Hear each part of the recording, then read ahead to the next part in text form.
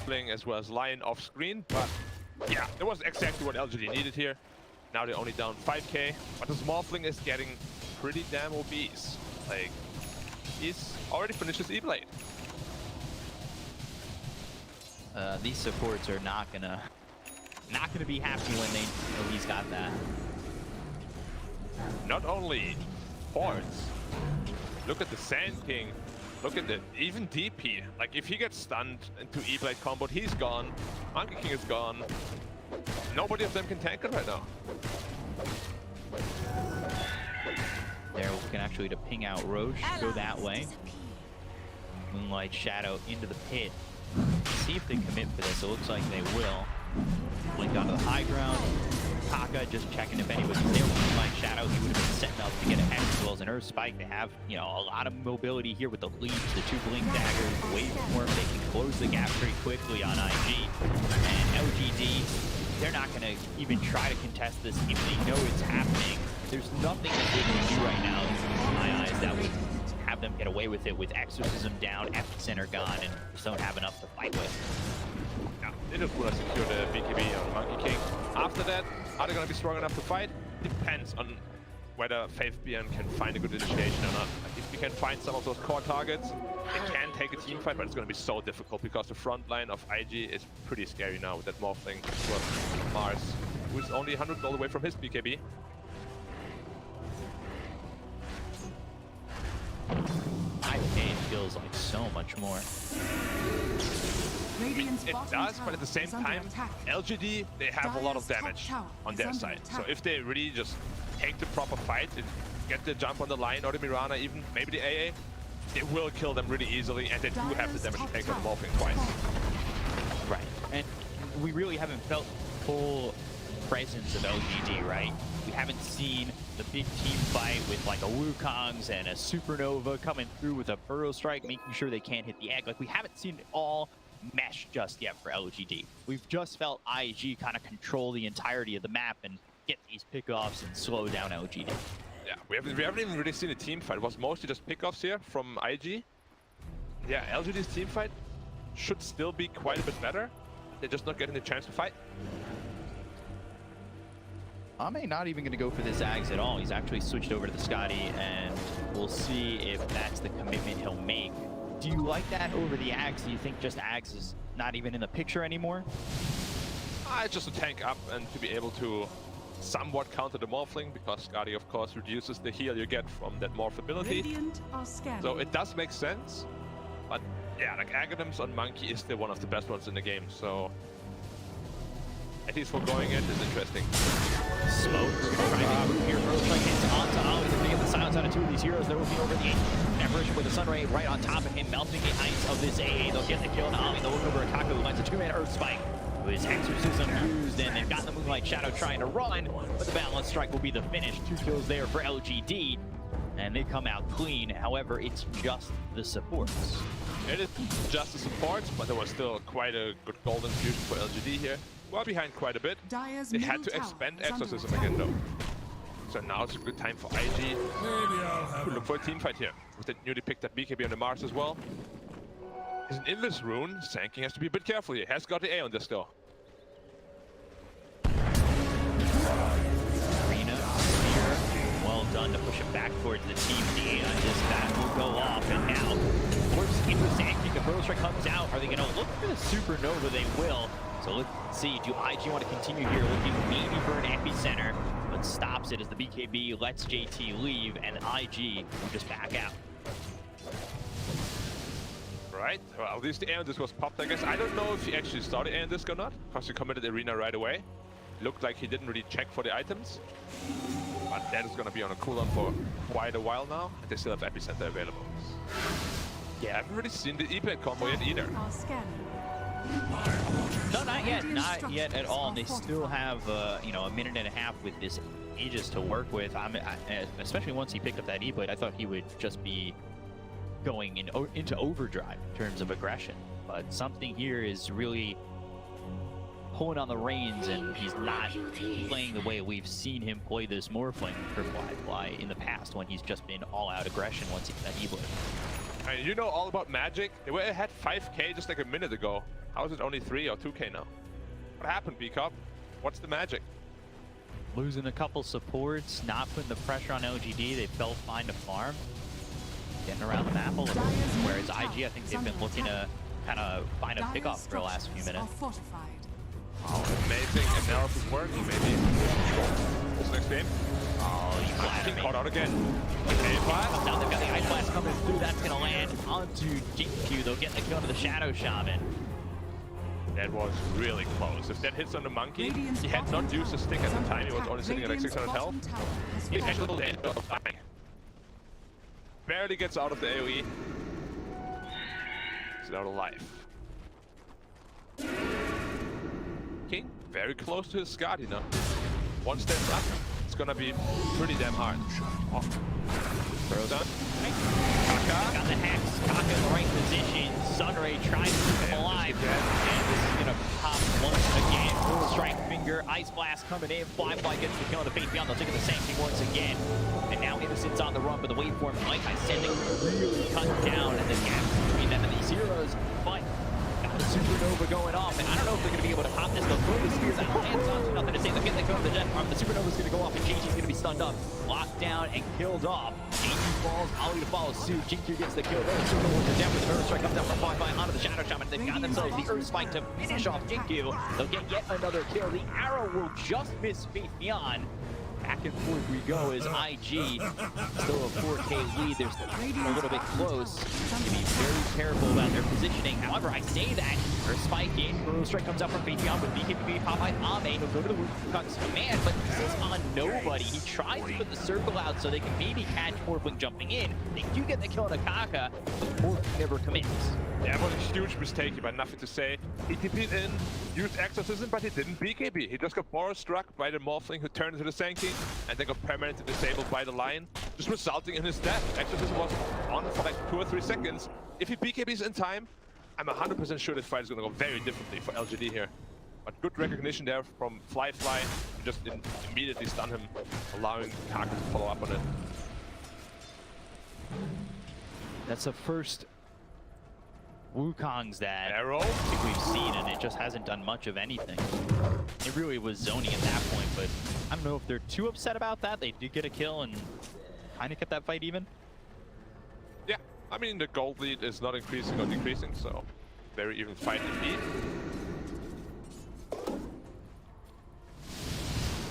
Oh, Yules.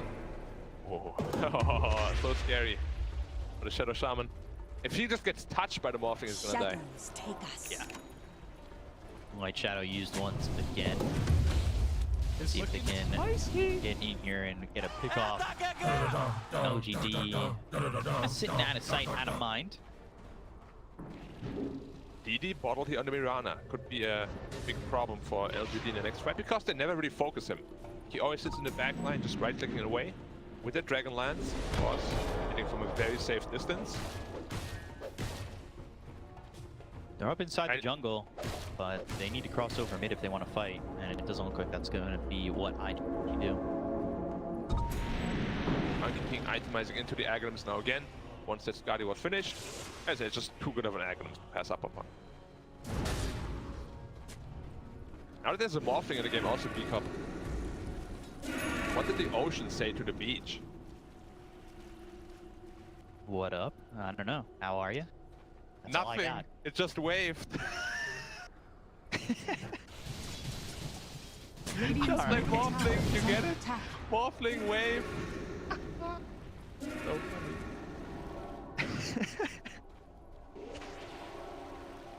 I try to hold back the laughter, but it always gets through. The dad jokes work on me. You got it. I got it. Thank you. Double damage. We saw the tier 2 tower top getting taken out. Morphling closing in on his Skadi. And he's just whacking the top tower. No one is there from LGD. They have a high ground. Have to be careful. Lost half health on the top tower and forced everybody back. Good move from IG. See how long that ward stays up on their high ground. I don't know if they even realize that that was placed. They are going to smoke up. Roche is up in a minute 15. LGD can find a good fight here. It might set them up to get the next Aegis. They're going to go Flamethrower, Strike, Exorcism, all used. They've got the Shackles onto the Piranha. They'll catch Emo. Ame getting himself a killing spree. That's a big one to get. 65 seconds without the Piranha. Right as Emo respawns, Roche will be available. Yeah, good and fortunate timing here for IG to Roche any faster. And just blocked once again. They're going to get the Supernova off. Had a Burrow Strike, Boundless Strike missing as he waveforms away. But now Spear, that's a complete win with the BKBB. Pop might nothing to say. Going after Taka, the damage with the Exorcism running down this line, and they pop the Lincoln. They got the Hex on the JT. They followed him up, and they should be able to get the kill to the Mars. They will take out JT. Oh, just missing Ollie as he TPs out. Three kills there for LGD. Ownage. Q here, jumping in on the Mirana, can't use his BKB because he gets instant hex. Doing the same thing again to JT. And BKBs are useless if you get instantly hexed. This is exactly where Lion and Shadow Shaman are such good heroes right now. And teams are prioritizing them heavily. Roshan up in 5. JT is dead for 40. The damage just onto Taka with the Sunray, the Exorcism all going off. The Hex, he said, as you see, got Jin-Q playing a little bit of the Cliff Teasy cosplay as he's up on the cliff and really, yeah, he took the high ground and he's got the shackle from a distance. He was happy with that. We all know what the high ground does to you. We're all avid Star Wars watchers, of course. Except I was not the chosen one. For me, you are. Go after the same once again. Ice Blast coming through. Rules up in the air. The Ice Blast is going to land. They get with BKB's being popped by Flyby as well. Nothing to say. Who's Aeon just will pop. We'll try to TP out. Oh, going down right before the TP goes off. Emo gets the kill and nothing to say. And now both these heroes don't have buyback. And look at what's up. It's Roche. Yep, and it's gonna be a free one. Morphling has so much damage. They don't have Desolate yet, but they won't need it. Emo also right, very hard. Going for that mana break talent on level 20. Also that DD room bomb. And yeah, thank you, no buyback. DP, no buyback. Give it up. Aegis cheese. Into IG. Tough from now on out. Also going to the Skadi on the Mirana. At least Monkey King caught up very well, very nicely here to the Morphling, almost on par with him in farm. Right. Agharon's up, going to the Abyssal Blade. That's set up to be a timing where LGD, they're the ones who were looking over at Roche with presence, and it ends up being IG who take a good fight, and they finish off both nothing to say as well as Speed Beyond, and that leads to them getting the Aegis, and now going onto the high ground once again. Like, this is they're gonna get one Rex at least. Like, they have Morphling Mirana, they hit so damn fast, they should be able to get one side here quite easily. Yeah. 8 seconds though, we'll see if they stay. I get the tier 3 impact or one half. Oh, there's smoke behind. They're willing to come up. Easy Rex, just leave. Stun, as well as your spike onto the Sand King, and then it will take the melee racks and back off. Oh, Kaka! He's good. Ollie! He's good. They're just short of getting these heroes, but they got the balance strike, and that's going to be through on a Flyfly who will pop the BKB. They have no way to stop it, and he'll just TP out. Oh, there was Exorcism popped. I didn't see that. Only 5 seconds remaining on that. After that, IG is going to be looking for another team fight. Ame could potentially be getting caught out here. It's away just in the nick of time. And that was so scary. Exorcism not really looking that good for nothing to say. Yeah, he kind of just forced it out. Like, there was no need to. IG was already retreating. Didn't look like they wanted to fight, but yeah. Sometimes you just get a little overexcited, you know, you don't want to give up that Rex. This might cost them 90 seconds without Exor. Big timing window for IG. Radiant are scanning. Good scan. Look at Morphling, 5,000 health, 6,000 health. Let's go. Morphling back down. 4,000, 3,500, 3,000. I love seeing those numbers go up and down. Holy. Found the Morphling, they got themselves the Burrow Strike. He's done it. Got a lot of health to work with anymore, and he is gone for the first time. Only working with 2,200 health on the half point, but they got themselves the arena as well. Finger the air strike to go in and shoot these heroes. They got the Xbox long enough with the end. They've got the Supernova pops. They'll get the kill on Ame. They take it to the Monkey King as well as the Phoenix. They'll look over Faithion. They've got themselves the third. 3 heroes got LGD just like that. They turned it around. They had the luxury of the Aegis, and they will use that luxury to get 3 kills and come out on top. Yeah, IG scouted him very well with a scan, Morphling. I'm sure he didn't want to die. He ends up dying, doesn't matter. He has an Aegis, and all of IG are ready to punch back. Monkey didn't even get a chance to use his BKB. Permanently stunned. Now he's dead for 60. Might have to buyback here, otherwise they're gonna get a second side of Rex. No buyback on Sanking though. Either way, it's gonna be a tough fight. Looked like they were just getting themselves the Aegis and backing off, but the arena and the stun from Kaka just immediately in onto both this Phoenix as well as the Sand King. Really well done. They killed Ame instantly. Wanna initiate your lifeline, secure position. But he walks up already. On the board once again. Snap back. Long arms. So this might be the exorcism that might have their way. They've got the Wukong's command down with the BKB pop by Ame, but he's able to wait for him away. TP out, and he is gone. Everything used by LGD again, including some buybacks, and they get nothing. Yeah, 6.2k health, by the way. Keep morphing it up. It just never ends, man. You think he's already at max? Nope, that's only half of what he's got. Yeah, as you said, they used everything. Invisibility. You got nothing for it. Even a Monkey King buyback as well. They've got a Hex now and nothing to say. That's another layer to control here for LGD, but it just has not been enough.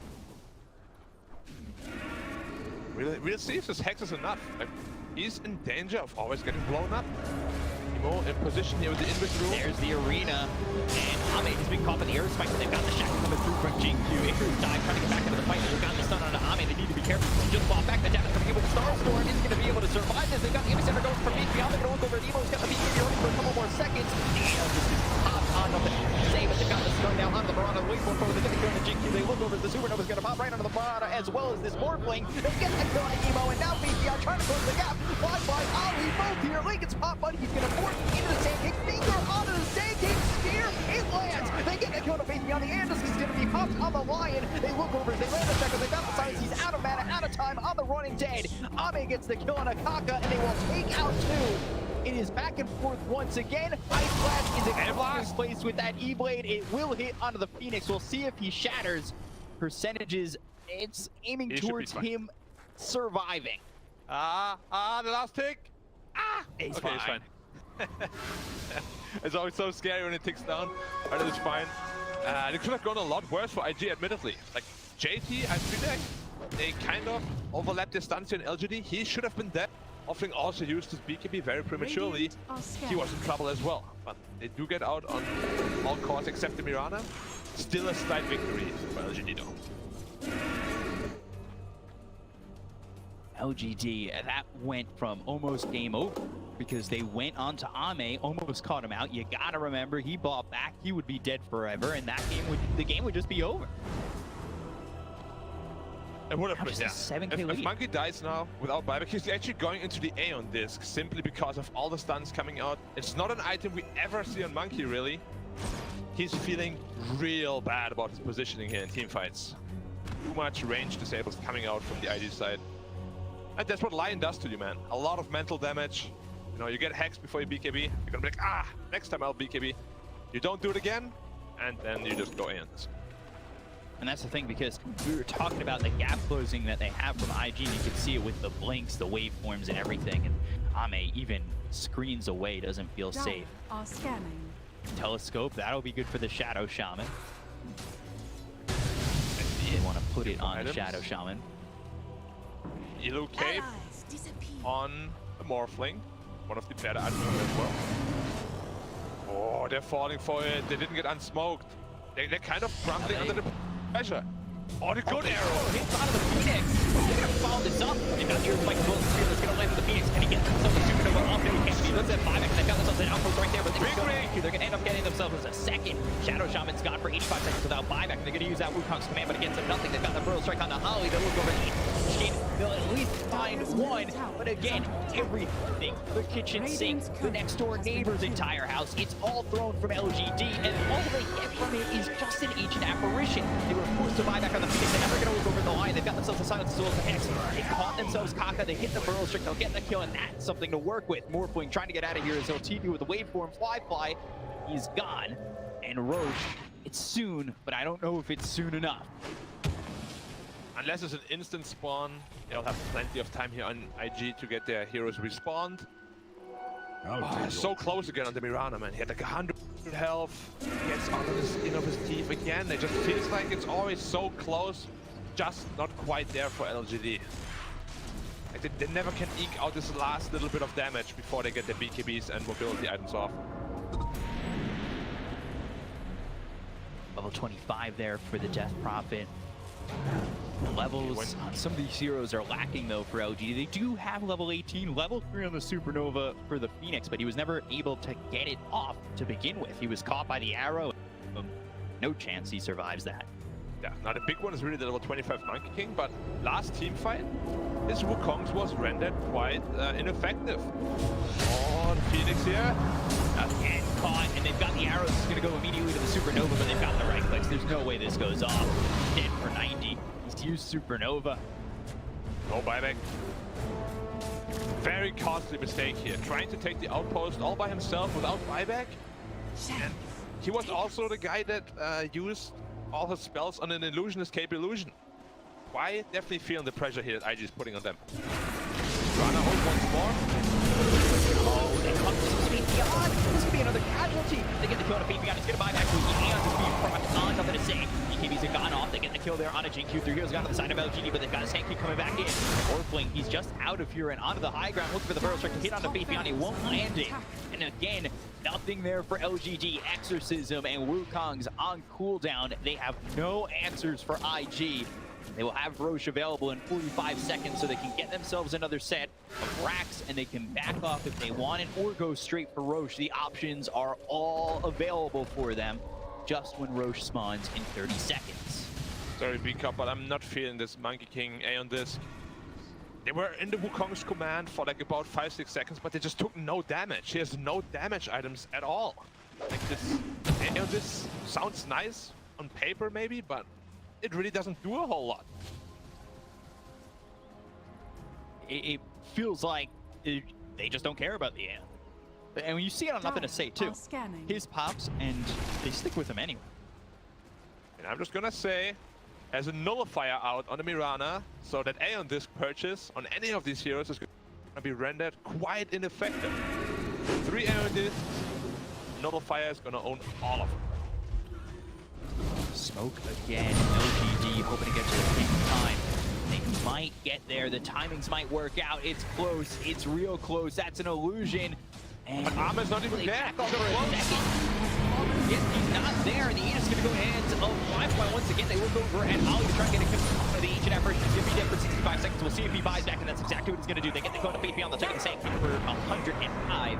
Supernova again used, and that was to stop them maybe going up on the high ground and chasing this LGD team, but that's not a good feeling as these ults are on cooldown and they're not a full team for 90 seconds. It seemed like a huge miscommunication. They're all going to the pit. Monkey King going back to base to finish his MKB. And without the Monkey King, there's just no way in hell they can ever take a fight. No buyback here on the Sand King. This fight is going to be 4v5. He sold the Aeon Disc and he went right into the... Oh, big spear! Oh, the spear! Kill him! Aeon Disc might have been the right choice because you are gone, my friend! That's going to be Monkey King gone for 2 minutes. All they do is pop the Aegis. This is not looking good for LGD and looking so swell for IG. They will take out GQ, take out Nothing to Say. 4 heroes gone. We expect the letters and there is wipe and a GG call. IG take game 1 over LGD. Wow, that makes it look relatively easy. Like LGD has some signs of life here and there, but it always felt like IG is in control. Starting from that early game, JT completely dictating the pace of the game, as we used to be seeing from them, and IG is just looking terrifying with this Lion draft. Terrifying for sure. Every time Kaka gets his hand on this, it's just so scary. Monkey.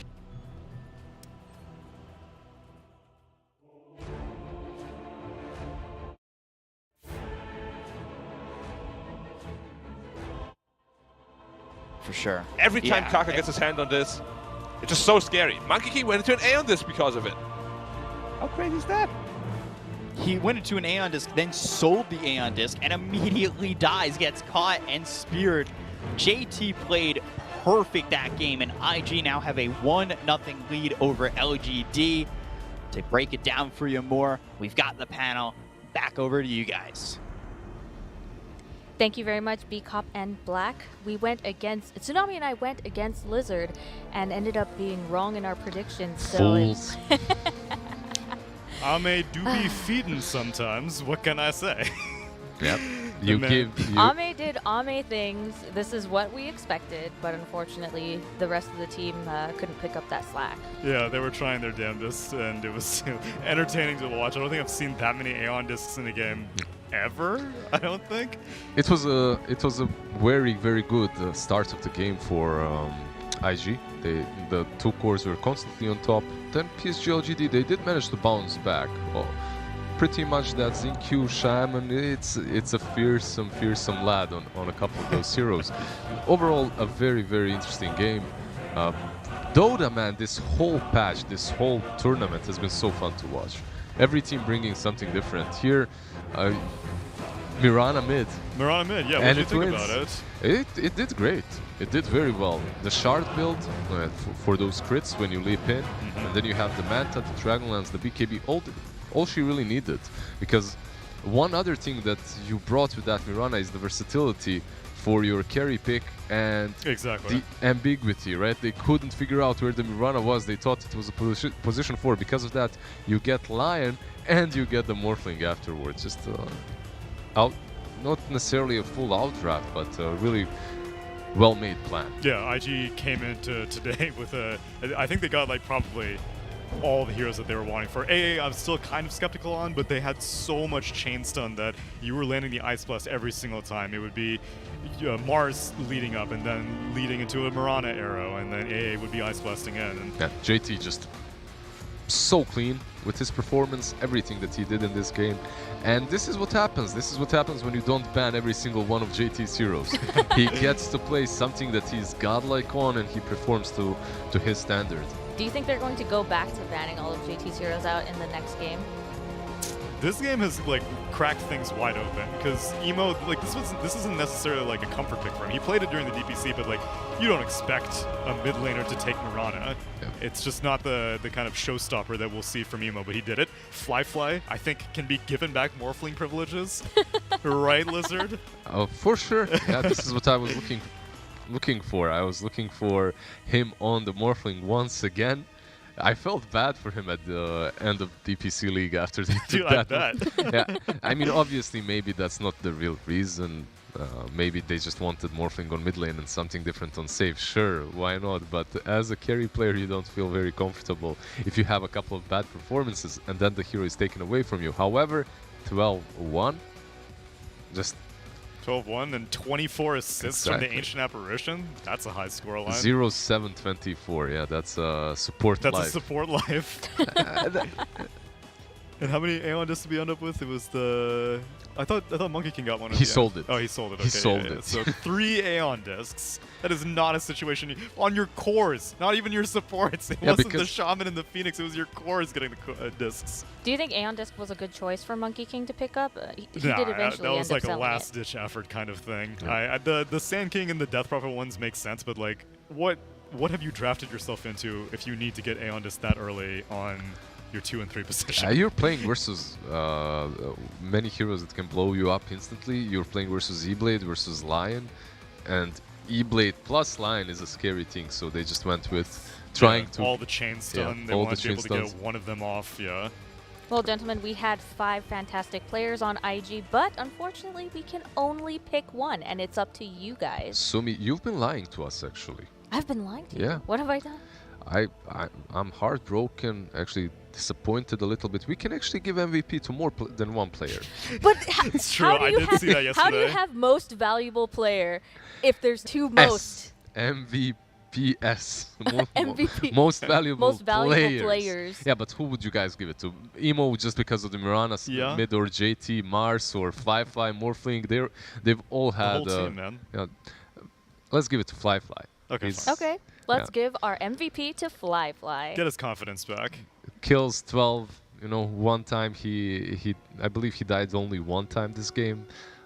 Not the greatest skill participation, but did what he had to do in a game such as this one. And the matchup versus Monkey King, once Monkey King gets Skadi, isn't truly the easiest one. However, he performed to the standard that we expect from him after this Morphling being stolen away from his hands. You heard this, IG. I don't know if you're watching this analysis post game, but if you review the VODs when your team is having their meeting post-event, just remember that Lizard has been campaigning for Fly to have that Morphling back. We will have more Dota 2, but first, a special message from our friend Tsunami. I have a story for you guys. It's a bit of a poem, if you will indulge me. There once was a gamer in Singapore who had some friends, but wanted more. Their strategies were strong, but something was wrong. They needed a support for their core. When they queued up online, matchmaking would hinder. Well, my friend, have you heard of Tinder? The platform is great. The sweepstakes I'll show. Just scan that QR code. Snaps. I'm giving you the snaps right now. Win some gold, win some merch from our partners at One Esports Merch. Woo! Thanks to our partners for all of the love. The game ended before I could write the last verse. Woo! Snaps. All right, snaps for Tsunami. We will be back with more Game 2 of IG versus PSG LGD after this break. The same qualities it takes to be a world champion is the same qualities it requires to be a champion in esports. The belt for us signifies and pays homage to where we come from. One Esports is part of the One family, and we got our start in martial arts, and so we think having the teams go after a belt and raising that belt when they win, we think is massively appropriate. When I start designing this belt, I start to think about what it represents, possibility that it provides to experience something out of this world. 这种感觉就是特别的另类，好不好？做出来那种非常人眼前一亮啊，感觉就像那种搏击比赛那种冠军腰带，非常的鼓舞人心吧。拿着冠军。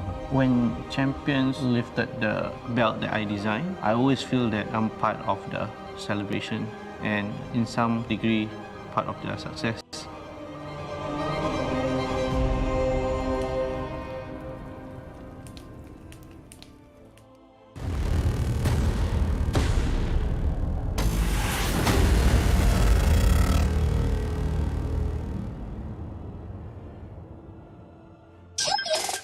Shopee for Mega Shopping Day. Shopee for Mega Shopping Day. Shopee for Mega deals, free shipping every day. Shopee for Mega Shopping Day.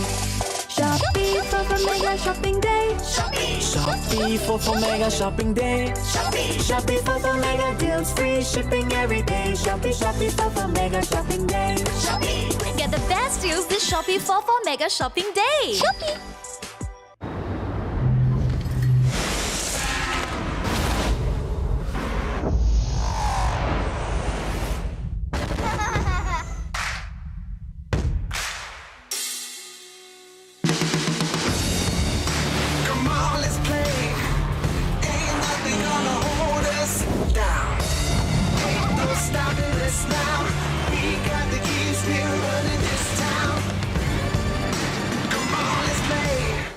This is not your grandfather's apprentice. The winner will receive the once-in-a-lifetime opportunity to work for me as my protege. You bombed, and you bombed. I've fallen a million times, but I get back up and I fight, and that's what you guys will do. This is the toughest apprentice in history. May the best warrior win.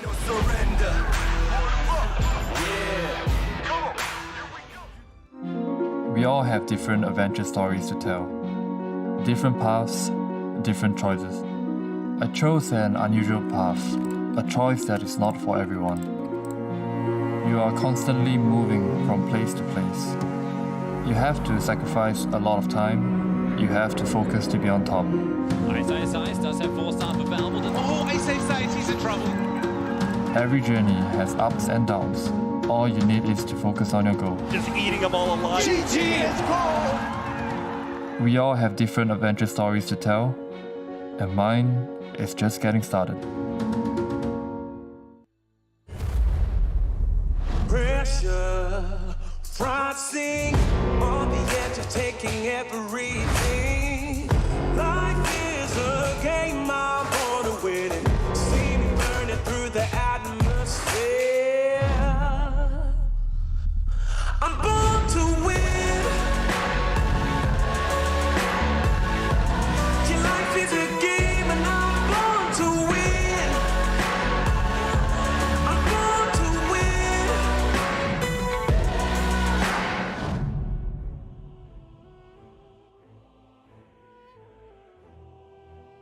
Invictus Gaming versus Paris Saint-Germain LGD. We are in the series that will determine who will take third place and who will move on to the grand finals. Here with me to talk about that today are Dota experts Lizard and Tsunami. Well, Tsunami is both a Dota expert and the swipe master. Swipe master Tsunami. God help me, I love me some swiping. Love me finding some gaming strategies to exchange with you guys. Friends who battle? Friends who battle. Friends with battle. Friends with battles. Between Invictus Gaming and Paris Saint-Germain LGD, the One Esports Fantasy Pick'ems had the odds when it closed. It closed with 33% for IG, 67% for Paris Saint-Germain LGD, and IG is showing up and showing that those 67% of people wrong. But one other thing I want to point out is that you can still vote for who will win between Evil Geniuses and To Be Determined. But people are so confident in their votes that there are actually 13% of people who have already voted for TBD because they are likely expecting an update to whendideglastthrow.com. Yeah, that's, you know, some NA bias going on, obviously. No, the 13%. Oh, you're saying the other 87%? Yes, the other is NA 87% bias. is they're already voting. They're for just waiting. I think you can't be biased to the best team in the entire game, Blizzard. There's no bias. It's pure statistical analysis at this point. No, I'm kidding. I'm actually very happy that NA is finally winning something. Well, they haven't won yet. They still compliment. have to play in grand final. It's a little compliment sandwich right there. Oh yeah, you know, it's good that NA's finally winning. They deserve it. It's been a while. All right, correct predictor, Lizard. You said Invictus Gaming would take it last game. What do you think their strengths are coming into the series, and do you think they can bring that momentum into Game 2? I don't feel that Invictus Gaming is a team that's much better than PSG LGD on the international stage. I don't think that this team fares versus, let's say, Secret or EG any better than PSG LGD would. However, in the region itself, I feel like they have their compatriots figured out. Like they pick heroes that are a little bit off meta. They pick heroes that are a little bit more inspiring, and they find different answers, different solutions, let's put it that way, to heroes that are being constantly picked in our full comfort zone for most of the region. So the Monkey King will be answered to. The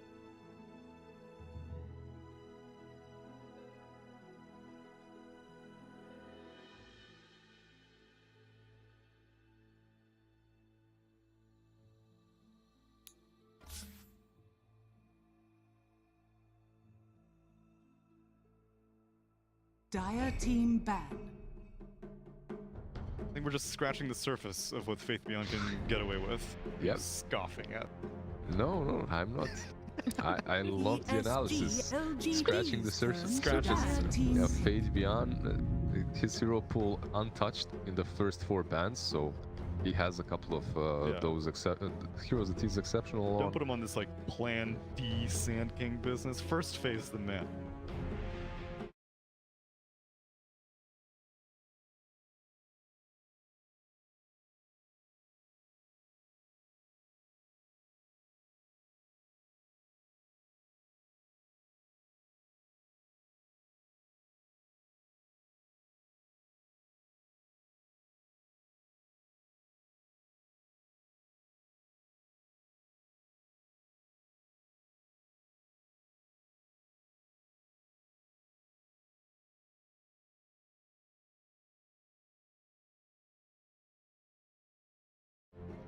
how likely would it be 5 seconds on with remaining. something like Winter Wyvern that we Oh, work yeah. out very, very well? That's right.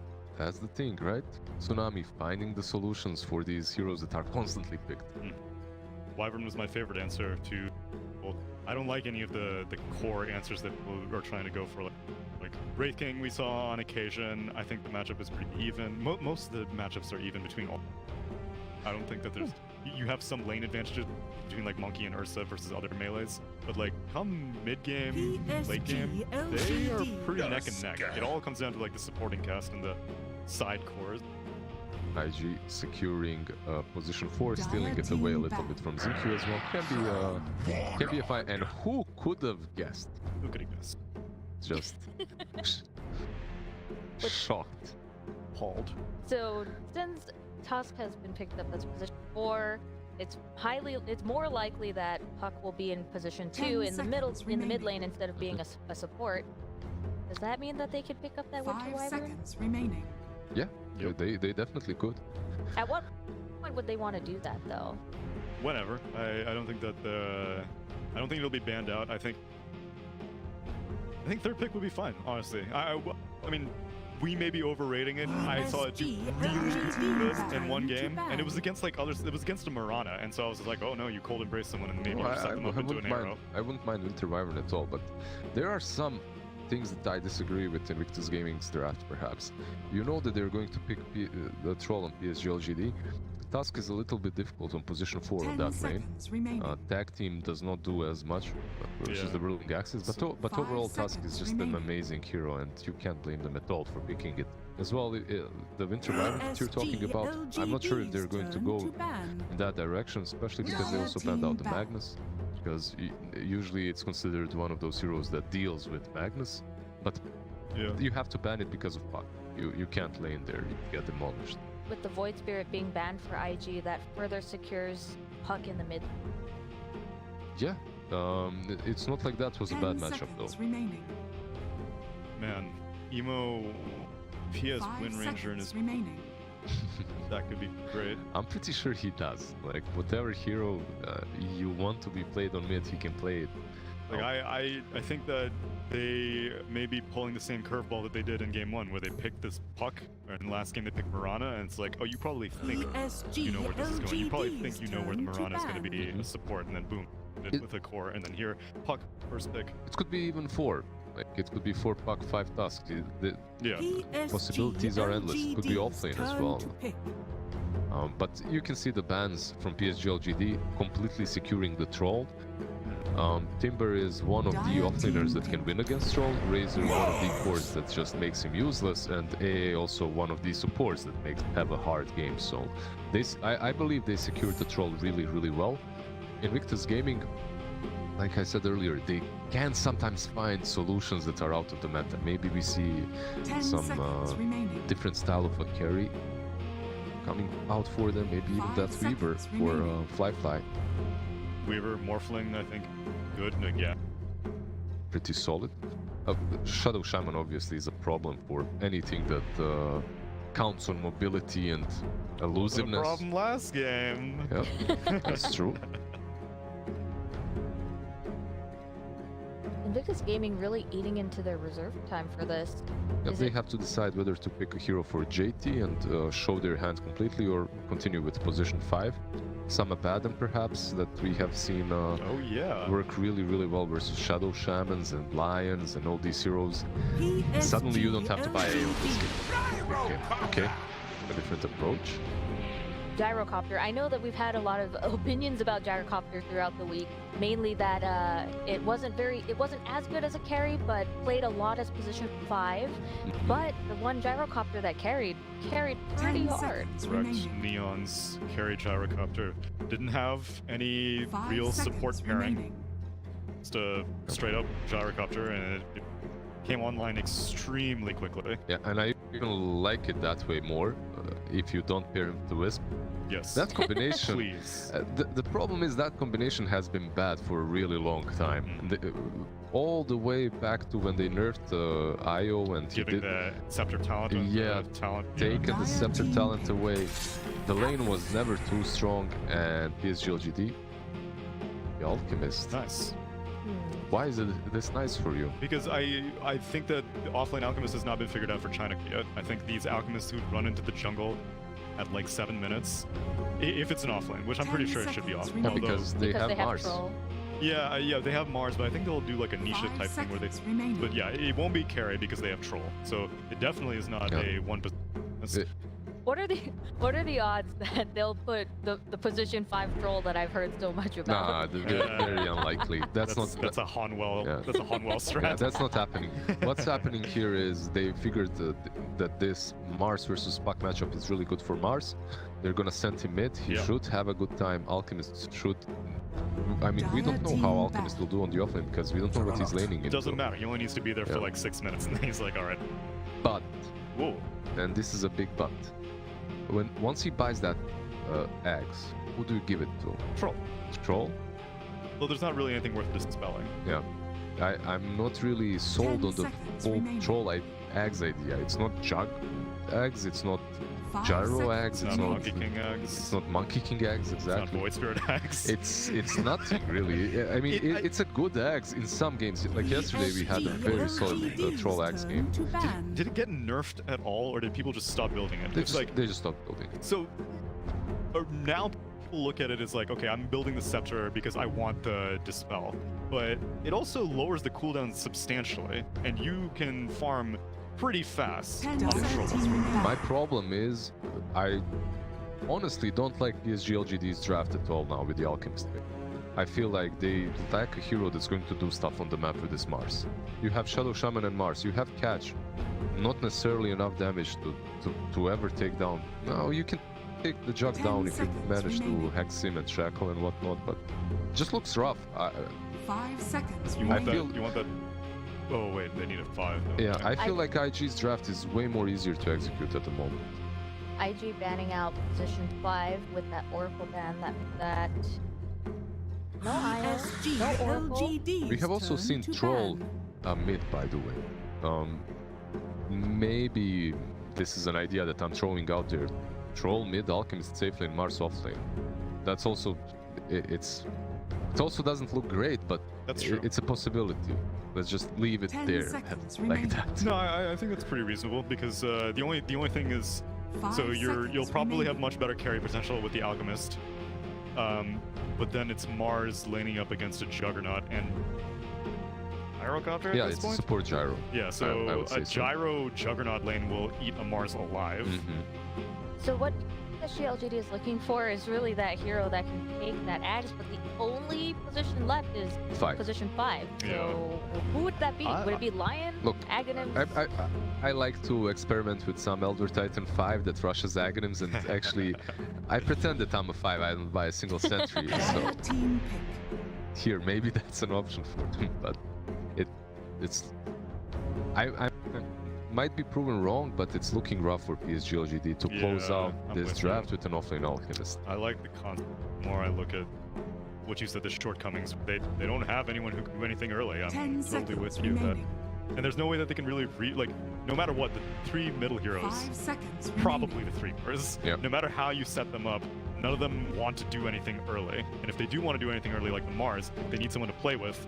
Shaman's not going to get enough farm to play with them. You know how we usually talk about the color schematics? I like the size, height schematic on PSG LGD. Like that bell curve. Yeah. We need a small hero. Oh yeah, we need a tiny hero to match up with Shaman. Yeah, Invictus Gaming closing it out with Nature's Prophet, something that's going to be very active. Not necessarily the best Nature's Prophet they can game. deal with it easily. They got Acid Spray, they got God's Rebuke, they got Whirling Axes. Yeah, but that... 10 seconds remaining. Why would they pick Nature's Prophet into this team? Offlane itself with this Nature's Prophet with the Tusk should be fine, even versus the Whirling Axes, because the amount of damage that you deal. And you will be able to move across the map very easily and pressure the Alchemist while he's farming. I kind of feel like it's a mid Nature's Prophet. Because if Puck is in the offlane, then you'll lane up against Troll. I'm not sure. Mars was picked into the Puck, right? And they will put Mars mid for the Puck. I'm not sure that Nature's Prophet fares way better against him. We'll see. I've seen definitely Nature's Prophet on safe lane own a Mars, but that's a 2-on-2 scenario in which he has the long lane as well, and it's easier to play with the treants. I mean, you just chase him out of the lane. Mid lane, it's a bit more difficult. Yeah, you can get to your tower much quicker. What options does LGD have left? Wisp banned, Oracle banned, Abaddon banned, Lion available, Phoenix banned, and those are Oli's. Sorry, wrong team. Yeah, no, in Elder a sense, Titan yeah, is in the pool. Look, Phoenix banned. Sumi, they're very similar vibes. You weren't wrong by saying Oli, because they both play these Phoenixes, Oracles, Abaddons, Ancient Apparitions, Elder Titan. Called it. Oh, it was obvious, getting right? that BKB Aghanim Scepter. Look, I was memeing when I said it. I hope they're not serious. Nah, I mean, it's still perfect.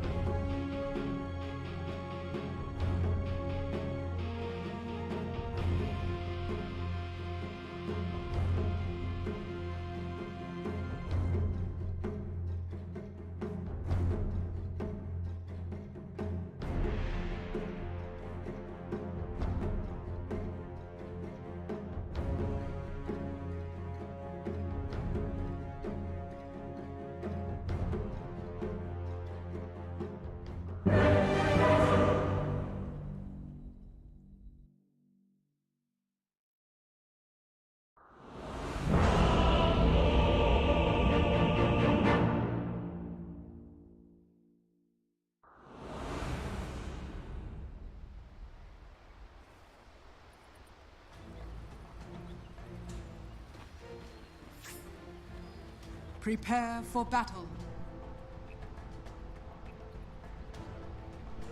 Thank you very much. I too hope we get to see a game 3, but any outcome will be a nice one. I was looking at the stats before we started for me and Black. It's a JT Nature's Prophet that only has a 45% win rate all time for him in pro games, and then you've got there's 3 games played on Alchemist for Faith Beyond, 100% win rate.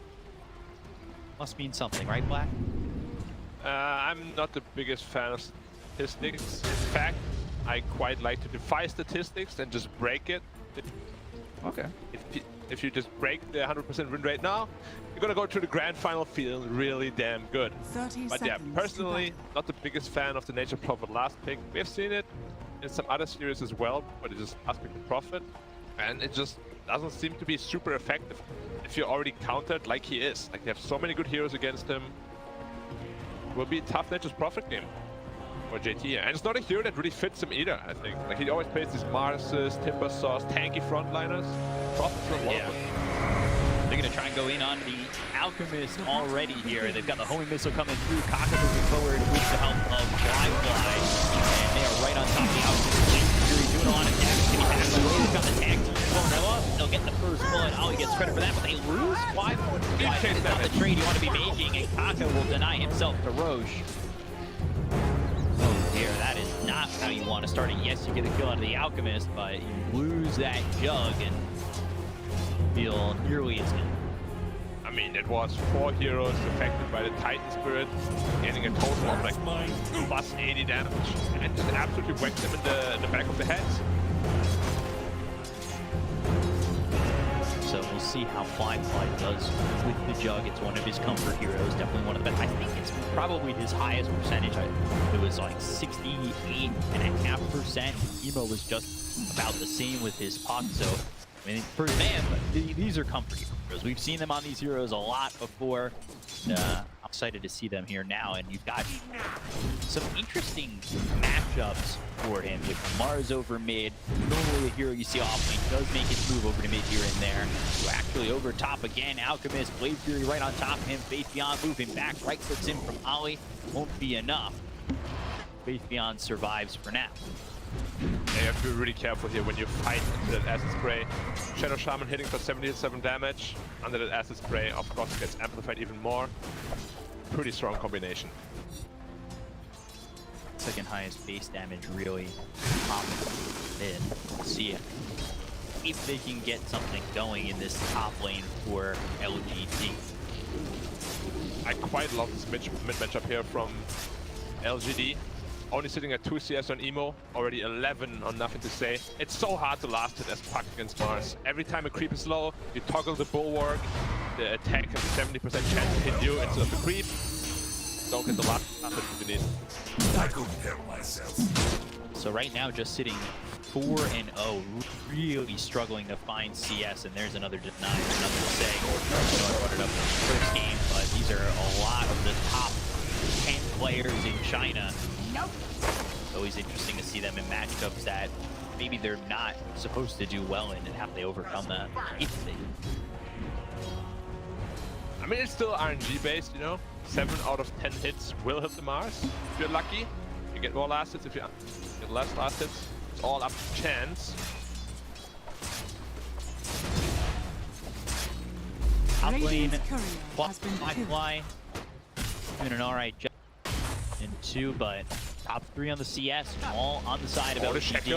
And they've got the Shackle out onto this Gyro, who will survive through a Rocket Barrage back to Faith Beyond. Fly still standing in this acid spray, and you talked about it. It's just, you can feel those right clicks just chunking this Jug when he's standing in the. He's sitting at 6 base armor, but it's -4 from the acid spray, so that puts it down to 2. Gyrocopter getting put down to 3. Huge amplification, and you have to respect that for sure. You gotta be absolutely careful when you approach these fights there. Hit up hard. Gotta worry about that Elder Titan early on. All of a sudden, you don't expect it. The briefcase on Kaka. 200. Hell, one more hit. Damage. He needs one more shot, but doesn't want to go under the tower. So much damage. Cases it Doctor's turn, man. They're gonna charge up the stun. They've got the Shackle in the acid spray, and they should have this kill on the Fly, and they will. JQ gets credit for that one, and you know, they take the early point stun. They've got a 1-1-1 on the Alchemist, and it's the control that they need to take out this Jug, especially when Gyro's over towards mid. At least he gets the rune on Emo top. 50-50 there. Still not a big that invis. fan of the mechanic. I feel like there should always be another, at least dummy rune, refill the other bottle. That's how it is right now. Just gonna deal with it. Oh. So like a blank rune. Yeah, like something that just does nothing other than refill your bottle, something like that. But Nothing to Say, still sitting very confident in the mid lane here.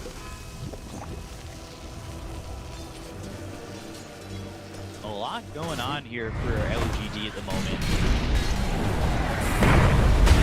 Trying to think what the deal will be with this Alchemist, but as I think about that over bottom, they're going on to JT. They should have the damage to get this kill. If the body blocks are enough, though, he won't have the range, and that's exactly what the Tusk does in blocking Ame.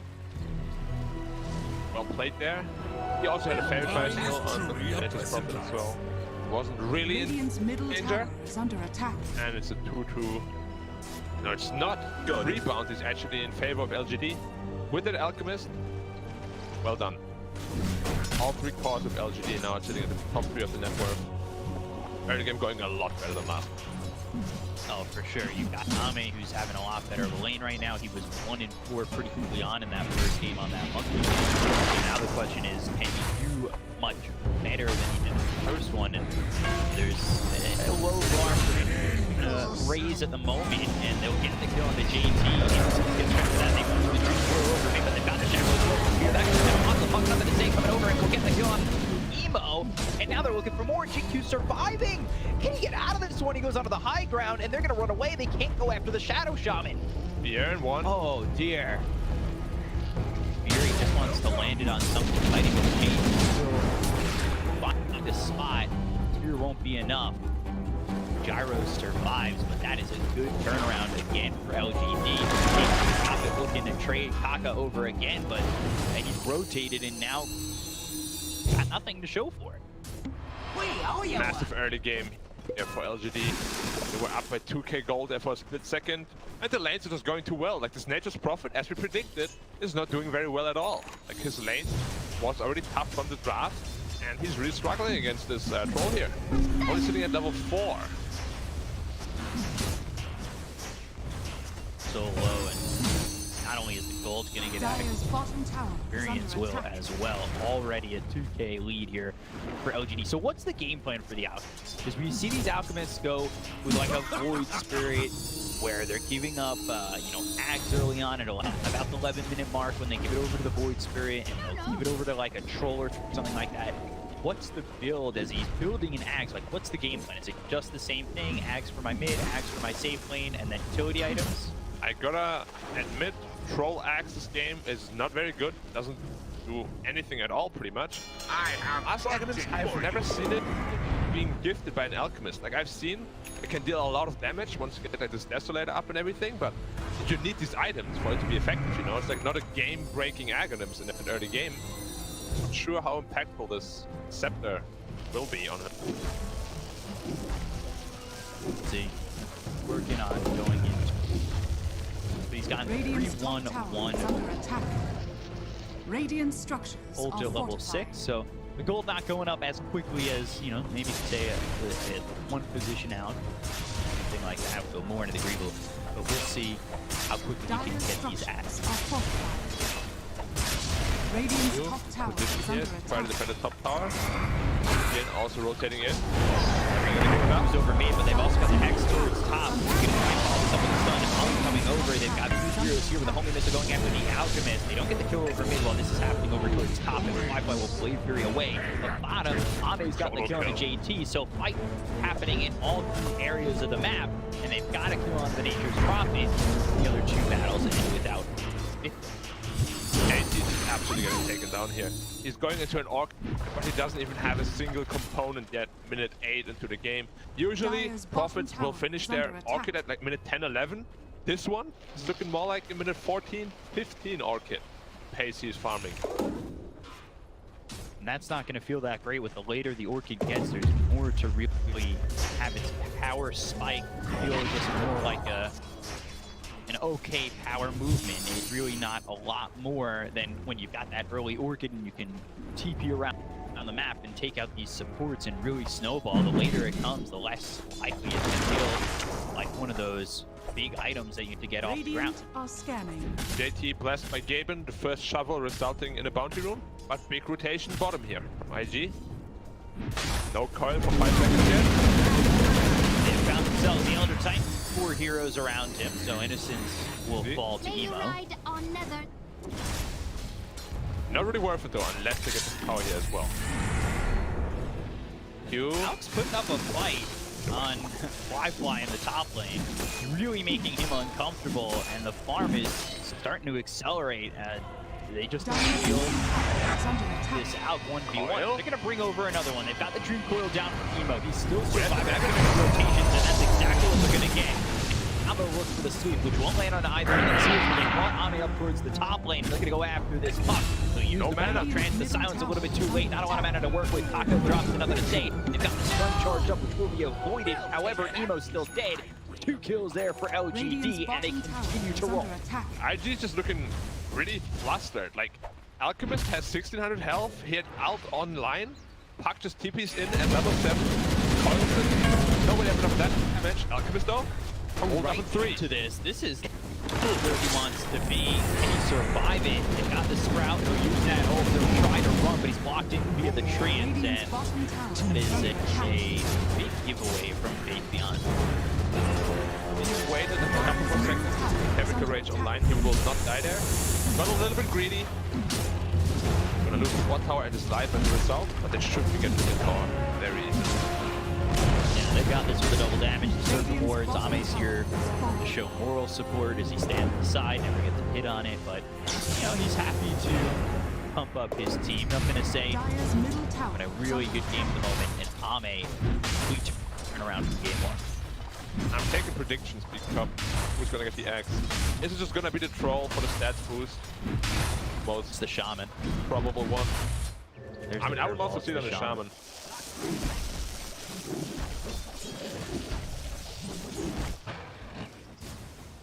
I think it's gonna go to the troll. What a It stats could be boost. the Mars. I really think the Mars Ags could be a big boost for Nothing to Say. It could, but you need damage items first for it to be worth it. And he doesn't have any. He's going to the Yules first. That doesn't really make much sense. So my vote's staying with Shaman. Well, you're wrong. But that's fine. Makes me look smart. Good. That's what I'm here for. Nature's Prophet. Now it's thousands all the way from its Orchid. Starting to get there, but... Yeah. They have no way to dispel it. So, still gonna be effective on the troll. Mars will have his Yules up in time. But the biggest problem here for JT is that even after he finishes Orchid, he'll be sitting at a good 1200 health only. He'll be taken down so easily by so many of those heroes on the Radiant side. Next, going Sanjin Yasha.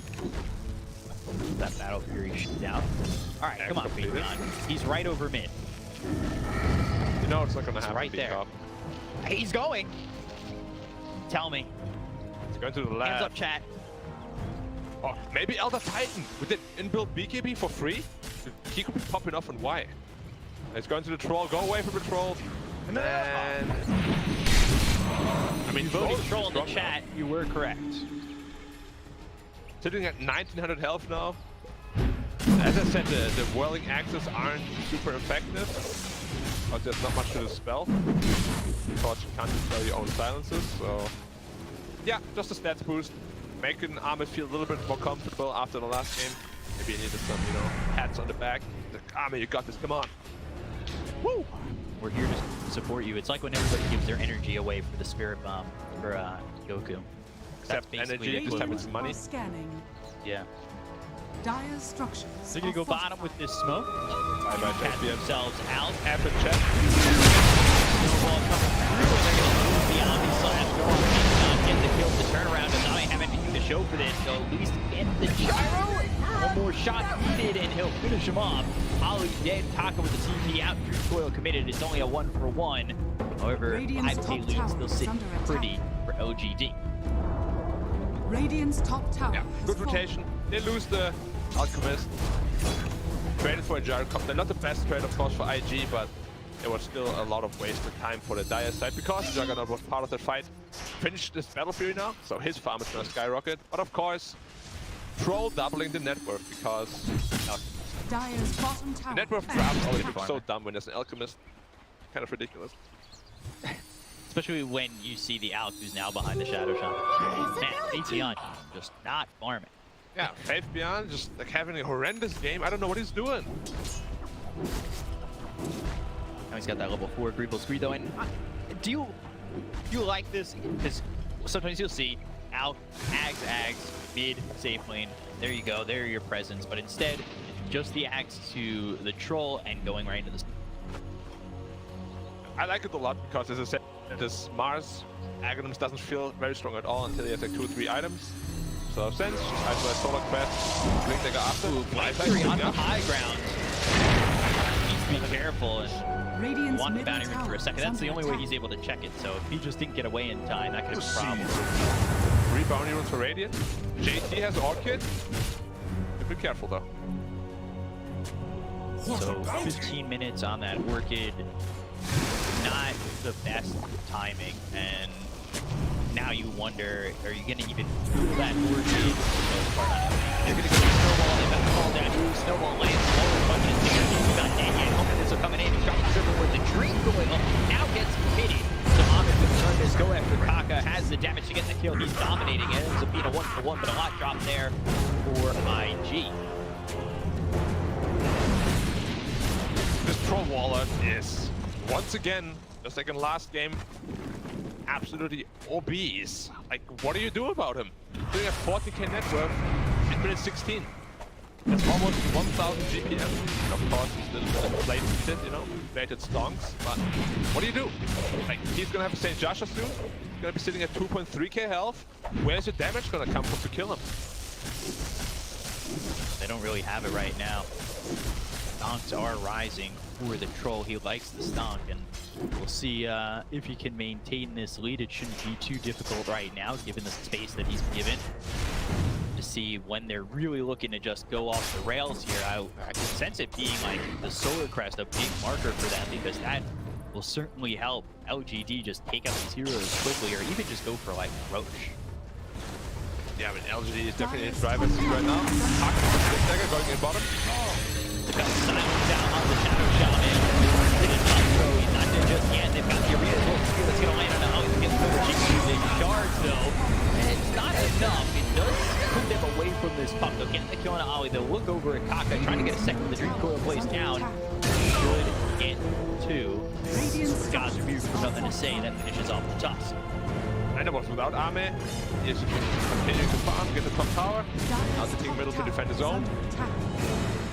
Filthy rich. Yeah. Going for his BKB next. Fly.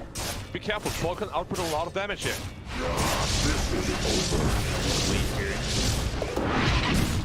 No Basher. Still a decent chunk of damage, but no Basher, no way to stop that. Travel efficiency. Ame. Digging. Wow, he got an item! Wow, I'm laughing at him, but he gets a Ring of Akola from the little kobold. That's a What are the chances? That is so lucky. Wow. Okay. Alright, but buy a lottery ticket right after this final, Ame. He's got the efficiency, he's got the luck. Now the question is, secure the win. 18 minutes in, 6k lead for LGD. Things going all Millhouse for them at the moment. Got Alk, who's really close to the Solar Crest, so LGD, I would expect they're looking to roll. Radiant's middle tower is You mean looking to roll the Roshan, right? Yeah. I mean, that could be the push of the snowball that goes down the cliff. So we'll see. They do have a courier in there, though. Radiant's middle tower is under attack. Could be the melting sunshine for that snowball. But probably they're not even looking to go into Roshan pit at all. And we stick at the mid tower, you know, inflation price. Just control, 60k network, 80 to boot, let's go, 2.5k health. What do you need? Extra ping in the front line, and they're all like, okay, Ame, sorry, dude. I know we made you angry last game. Don't like to deal with them. Looking over to try and kill the Shadow Shaman or get burned should be enough. IQ drops. Continue to make Shadow Shaman's life a little difficult as they drop down the arena, but they don't catch the jug. And with the Shadow Amulet, Ollie is avoiding. Yeah, we all know what kind of shoes ninjas wear. I'm not sure. No, we don't have to do that again. Everybody knows at this point. That's what I'm here for. I'm educating. Troll sitting at 36 armor, by the way, in minute 19. Be intense. Kaka, there's a root again. Chase. No root. No root, but gets the snowball out. Radiant's bottom tower is under attack. Oh, really gonna enjoy using that Solar Crest. What do you think is next year for Faithion? Just blink dagger and shard probably. Yep, yes, Shard is just a massive support. Coming out, and able to get the stun to follow this up. The hold as long as they can. Fruit Splitter not even going to be needed, or well, actually it gets the kill. Never mind. Perfect time. Right on the end. To say, gets picked off on the other side. So both mid laners going down. Got it. Dire's bottom tower. That was a really well done kill for LGD. Are fortified. This action for the Earth Splitter. Earth Splitter. Dire's bottom tower is under attack. Ton of damage, yeah. I don't know. Alchemist is just gonna be giving steroids to this troll even more with that axe shot. How much health region is it? 40? 50 attack speed. It's gonna be an absolute monster. BKB now also completed on him. Once he gets up his basher, there'll be no stopping him. Dire's bottom tower. So it looks like he's going to try and finish the dagger first and then go to the shard as he's holding that gold. Yeah, he just wants to be able to initiate. His Shadow Shaman is still quite far away from a Blink Dagger. And at least his Mars has one, so follow up on that. The Alchemist is suddenly pretty damn rich once more. And Puck fell off pretty damn hard. He's going into the Dagon, but he has no defensive item whatsoever. Blink into Dagon. There is Pushy Puck. Beathion gave up in Ags and was sitting low on the net worth, but now he's ahead of the Puck once again. Yeah, that's the power of Alchemist. His farm is on Make fire. gold out of nothing. How does it even happen? Long range. Oh, he gets it. For Fly, but no Blade Fury, and oh, the Blade Fury, I don't know if they were expecting it not to last long enough. Dire's middle tower. Oh. He gets out. Forever. Oh, Ollie again. Under the shadow of the Shadow Evelyn. Got the side reveals the spear that lands on the Puck. So they've got the Hex to follow it up. Emo dead again. Another kill here for the side of LGD, up 8k. That is not the easiest. Set up a spear on a Yoke target. Well done. Dire's middle tower is under And attack. should be resulting in a free mid tower. Armor 8,000 net worth ahead of the Juggernaut. It's getting kind of silly at this point. Yeah. Dire's middle tower has fallen. I mean, I don't know how to kill this troll. 2.6k health, 37 armor or something silly like that. Absolutely ridiculous. It really is. And they've got the Hex this time onto the Gyro. Get that shadow off. This time the snowball would have second call down here. He's bitten off more than he can chew. They get the kill on the Shadow Shaman, go chase after the Gyrocopter, has to spray down, and they end up trading 1-for-1. I don't know if he was expecting help there from Kaka, but it does result in a trade, and JG slowed up, but Ame now put the pressure on the Sneak Puncher's profit. One special completed, it's 800 gold for that. One step up, then profit is full. Coil. Snowball into the Walrus Punch. In the air. He's coming in. Ame coming over. Gets the slow. They hit the spear that's on Akaka. They'll get the kill on the toss. They'll look over. Emo.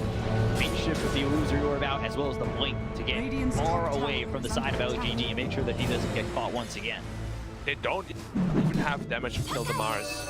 Like, how are they ever going to touch the scrolls? They can't even kill the Mars, who's only sitting at 1900. They just pop it to pick up. He gets hexed immediately. Wow! He's caught. They've got the Serpent Wards down. They've got the Shackle, and they should be able to get the damage, but he pops the BKB. They have it. He chases out and kick you again. Pays for it with his life. He can't catch a break. And just missed the P out. Oh, but just keeping up. It was so close. 30 health on the Nature's Prophet. God.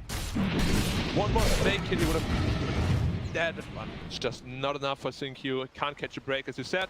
But still, Alchemist and Troll and Mars also farming Storm.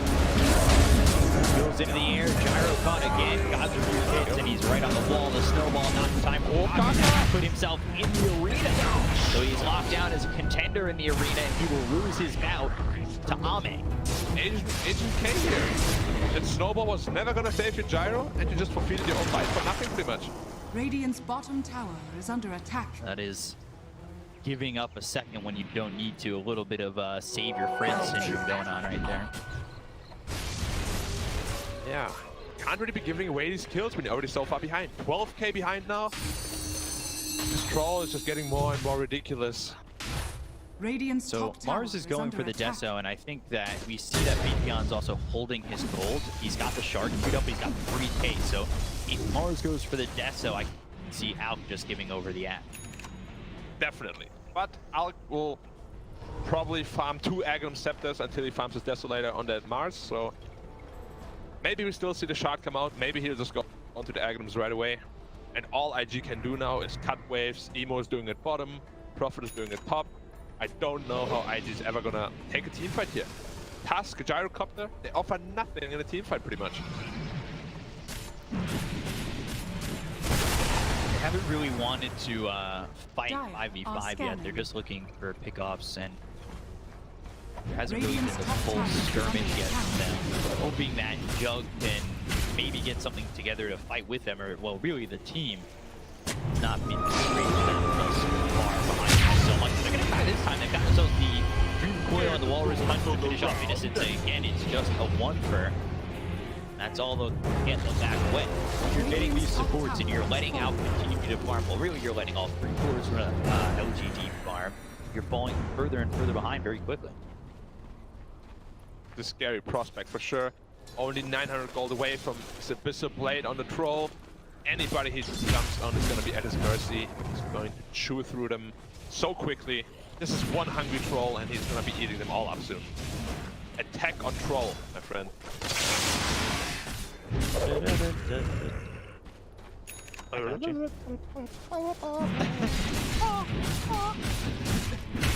It's going to be one hell of a show.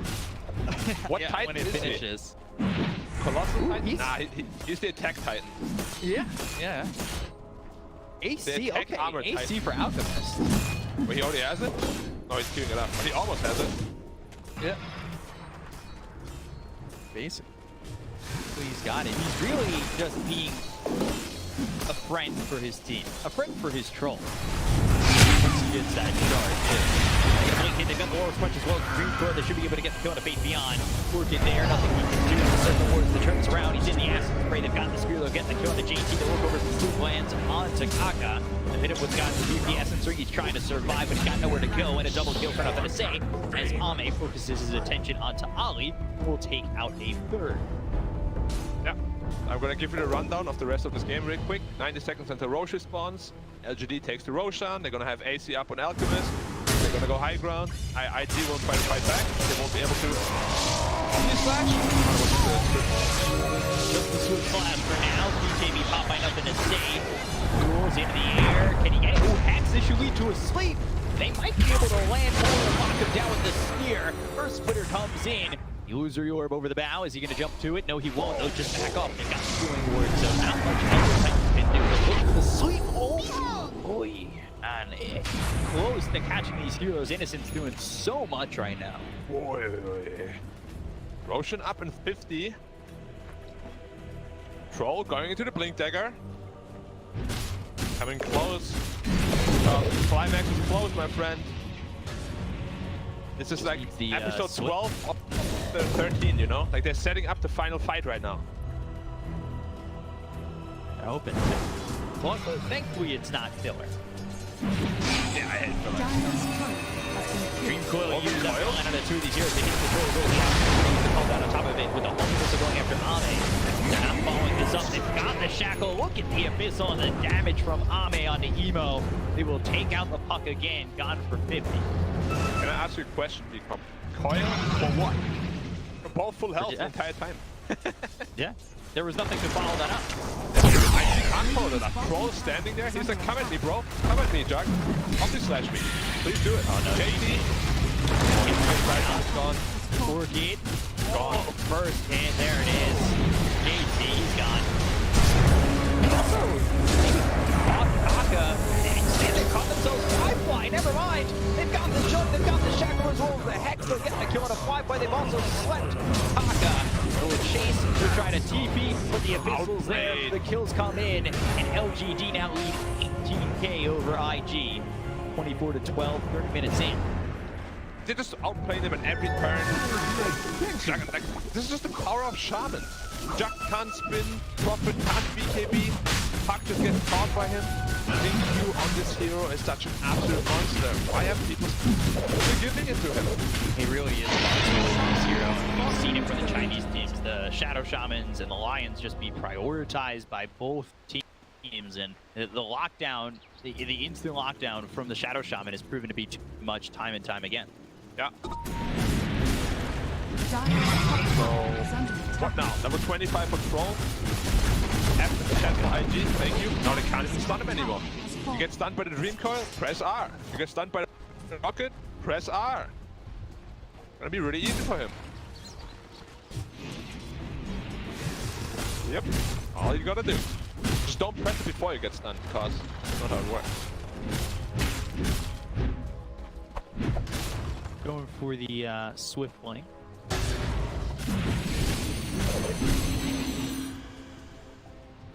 30,000 net worth. God, he's still keeping up with the 1K. 1K GPM. Fortunately, it won't show up like that in the end screen.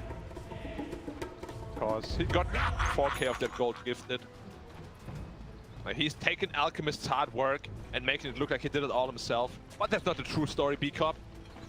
The investor is Alchemist. And without him, Pro would never be this farm. The returns must be good for Alchemist. He invested low. 14 people were shorting Troll, and well, now get where the price is. Troll really trying to just push it. Tower is under attack. Now he built an entire empire based on that early investment. Dire's bottom tower. Thank you, FaveBN, for making it happen. Just draw wall of damage off of I just want to see it blow someone up. Are scanning. You looking for the profit here. And Kaka's getting blown up. That's thrown down, but he can still take the tower. Meanwhile, Otto, they got the catch, but should be able to get the kill. It's a solo kill on a GT. This goal is stuck up for a moment in. Now will stand in front. Take the aggression off of Ame as they'll look to get the bottom. Backward, and looks like he's likely to do so. Backward, the door doesn't even mean anything. The door is pretty wide open. He's going to blink forward, looking over for the gyrocopter. They're trying to stop them in their tracks. They've got the arena down, but they're going to go back to and LGD even the series up at 1. A very easy, straightforward game for LGD. Yeah, just from start to finish, IG, the draft was very wonky and last profit. I was not convinced. He didn't really get a chance to do anything this game. Draft win by PSG, and they all.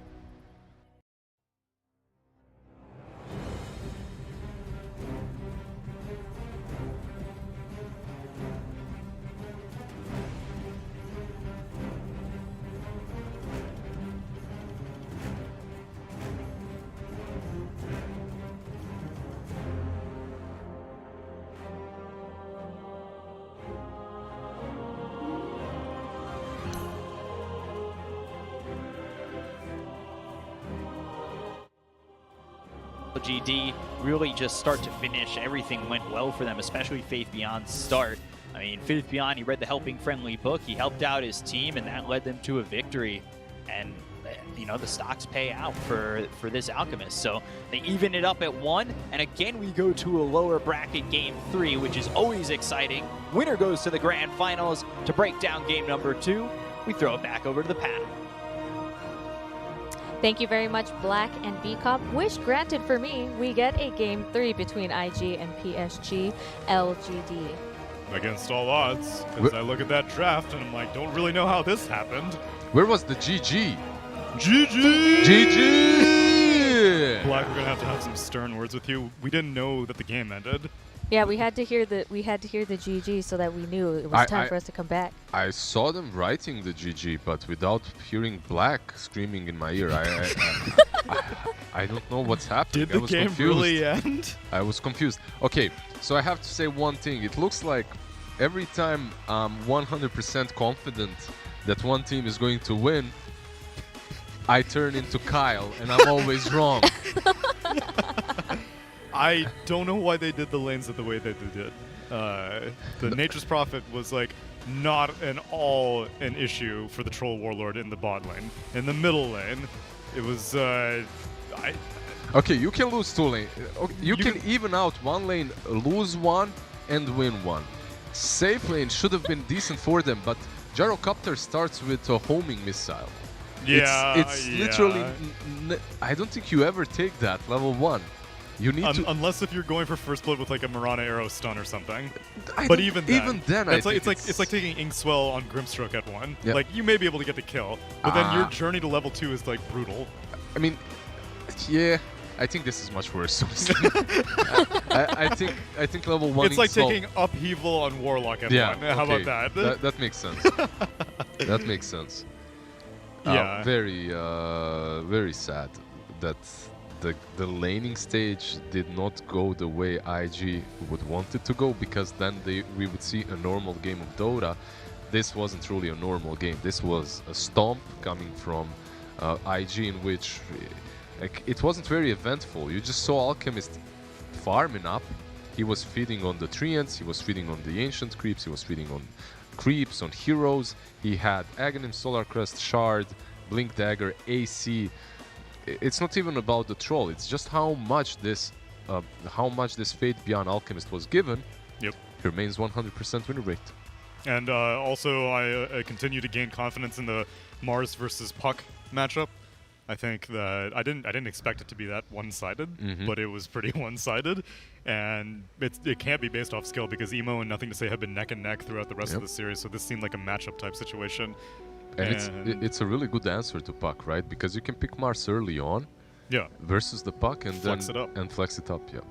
Well, for this match, we had a little bit less tactical feeding from our MVP this time, Ame. Good job, on Ame. the troll. What did I say at the beginning? I mean, this man will carry you, but this man will also throw you into a cliff. He is hot and cold, but when he's hot, he's hot.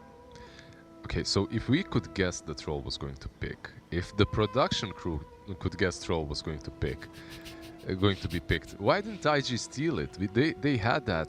So both of these teams opened with their first picks, and then the first second pick was for IG. Yeah. They decided not to take it. I think that was maybe a mistake. I think that they could have answered it, but as we've mentioned multiple times, when it's an Alchemist game, it becomes an Alchemist game. And so, as much as I was reluctant that they gave away the troll, I think that they could have eventually addressed it were it not for the Alchemist. Possible. Very possible. We'll see. If you skill homing missile, though, you couldn't address anything. It's pretty grief. I remember you guys were talking about that in the green room. You're like, why missile? Yeah, well, there was that big fight at over at the sometimes you get baited. Bounty rune. Yeah, and sometimes Jug died, and then I was just like, okay, interesting. And then I saw a gyrocopter had a homing missile skilled, and I was like, you get baited sometimes to skill a spell that will land you a first blood, but then you lose the lane because of that. It happens. And that's what happened here? That's what happened. There's just a lot of situations in which players... you just don't expect it on this level. Maybe Oli doesn't play it as much as we thought so. So, yeah, just goes for the missile instead of the barrage. And because of that, you're fighting into Shadow Shaman and Alchemist with Acid Spray. You absolutely cannot do anything in that lane. Like, you cannot approach the creeps. You cannot approach the heroes. All range creeps got denied early on. Not all, but a lot of them. A lot of them, yeah. All right, well, we have a lot of games still coming up. We are going to a Game 3, and we're able to have these Game 3s thanks to some great sponsors like JBL. Gear up your gaming experience with the all-new JBL Quantum Series gaming headsets and PC speakers. You can find out more on jbl.com or follow at JBL_SG on Instagram. We will have Game 3 of Invictus Gaming versus PSG LGD after a short break.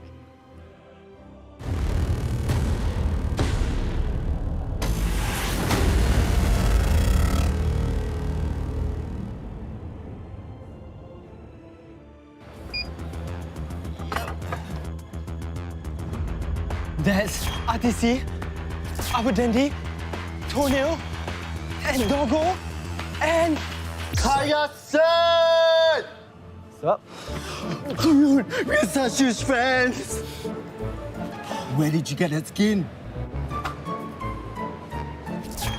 Whoa!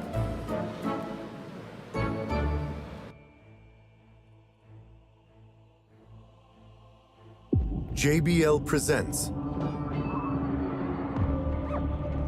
The Sounds of Victory.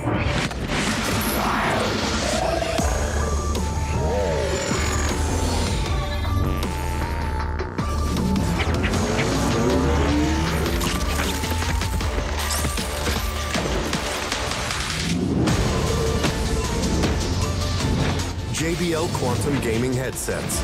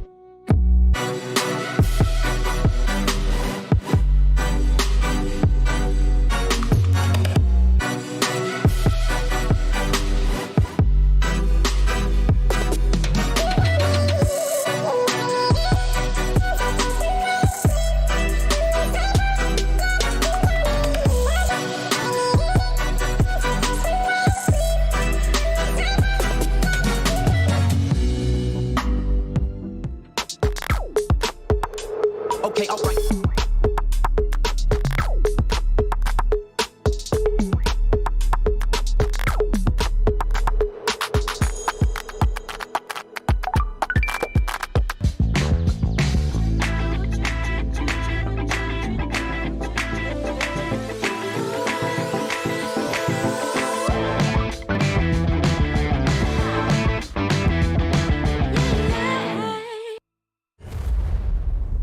Pressure, rising on the edge of taking everything. Life is a game I'm born to win it. See me burning through the atmosphere.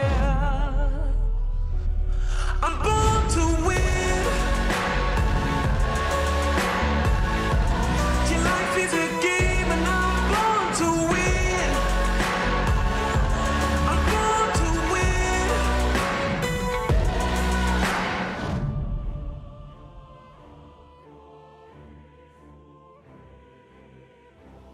Invictus Gaming and Paris Saint-Germain LGD are in it for a Game 3. The loser will go home in third place, winning $75,000 and 400 DPC points, while the winner will head to the grand finals to compete against Evil Geniuses for first place for the major. Gentlemen, this is a very exciting series, very back and forth. We have 1-1. What is going to happen here? Yeah, you say that they're going to compete with Evil Geniuses, but the way that these two teams are looking, I don't think they're going to be much competition for EG right now, because things are underwhelming. I don't know if it's just because it's China versus China, and that they do their own thing, and it doesn't really follow the beat of what happens when they do strategize against international opponents, but for top three, this has not felt like top three games from either team. Yep. Like, you can say that. They definitely...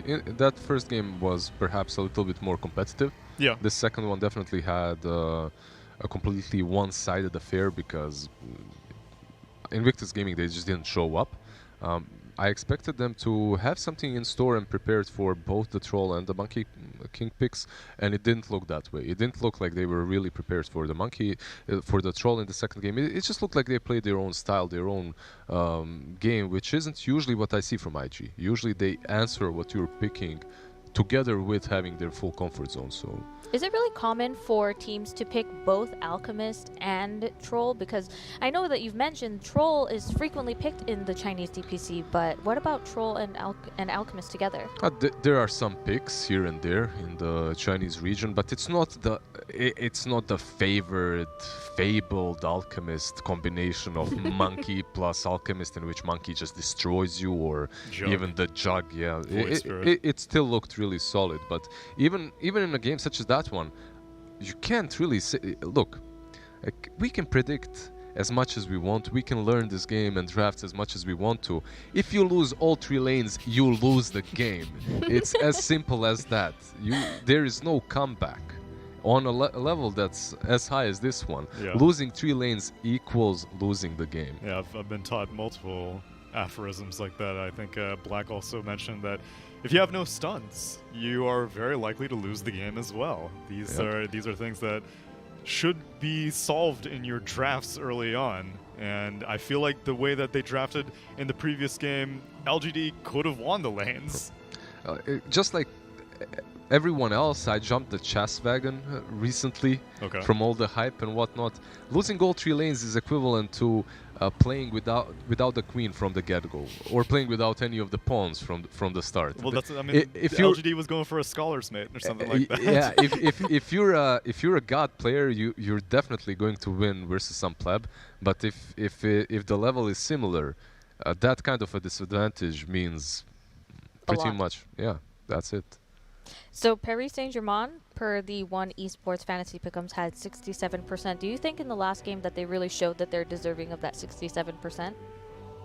Not that last game, but throughout the tournament, I do think that they are the favorites. They're coming from the upper bracket later, or rather they got dropped down to the lower bracket later than IG, and so that makes sense. They played more games throughout this entire tournament, so they have more experience.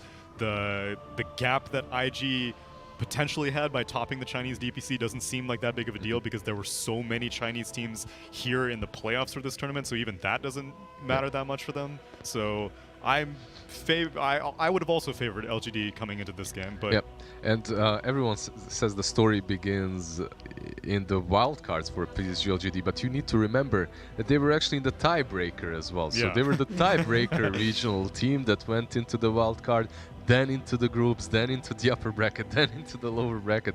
They've had a long and possibly exhausting run to be where they are at the moment, but they also look like the team that learned the most coming from the Chinese region. I don't feel like Invictus Gaming have changed. So what are we changed a teaching lot. them after this game? You think Troll's the problem? I think Alchemist was the problem. I think I would not be surprised if LGD let the Troll go through again. I think Mars was the problem, actually. Okay. Yeah, Yeah, I'm on board with that. I think that probably and possibly was the biggest issue for Invictus Gaming, not only because they were playing against it with the puck that got pretty much handled on the mid lane, but because they couldn't find the right offlaner for themselves too. Yeah. I believe B-Cop said Alchemist Fate Beyond 100% win rate, JT Nature's Prophet 44-45% win rate. Now it went down obviously after the loss. So Invictus Gaming has had their roster has been together since late 2019, right? So they've had a lot of time to be familiar with each other. Paris Saint-Germain, LGD on the other side have newer. They replaced their entire roster in September 2020. Do you think that provides Invictus Gaming with kind of an advantage because they're comfortable with each other, or have PSG LGD really shown that PSG LGD also they're played great? under different names, different team names, that is. So it's not like everyone there is completely new and unfamiliar with one another. What do you think their biggest strength is as a team This for man PSG right LGD? here. This man? Zinkyu. Why do you say that? Because he was on the camera. No, I think that he's been pretty important, but this series maybe not so much. I think Ame is the most important thing for me. Both the carries. We're seeing the Monkey King in game 1, the Troll in the game 2. I think that these are going to be the focus of Are this they going series. to focus them out in the first 2 bans? That's my question. Monkey King 100% without looking at the draft. There you go, even though I was actually looking at the draft. Will be banned out. So let me give you another one. 100% IO? Yay! Okay, now. no, my question now is it Troll, is it that Prophet? Is it Puck? Or is it Timber or something different?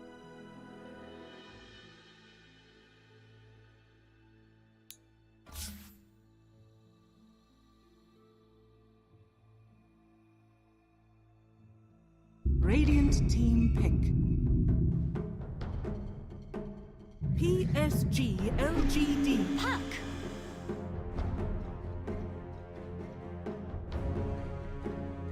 Radiant team pick. Really believe that.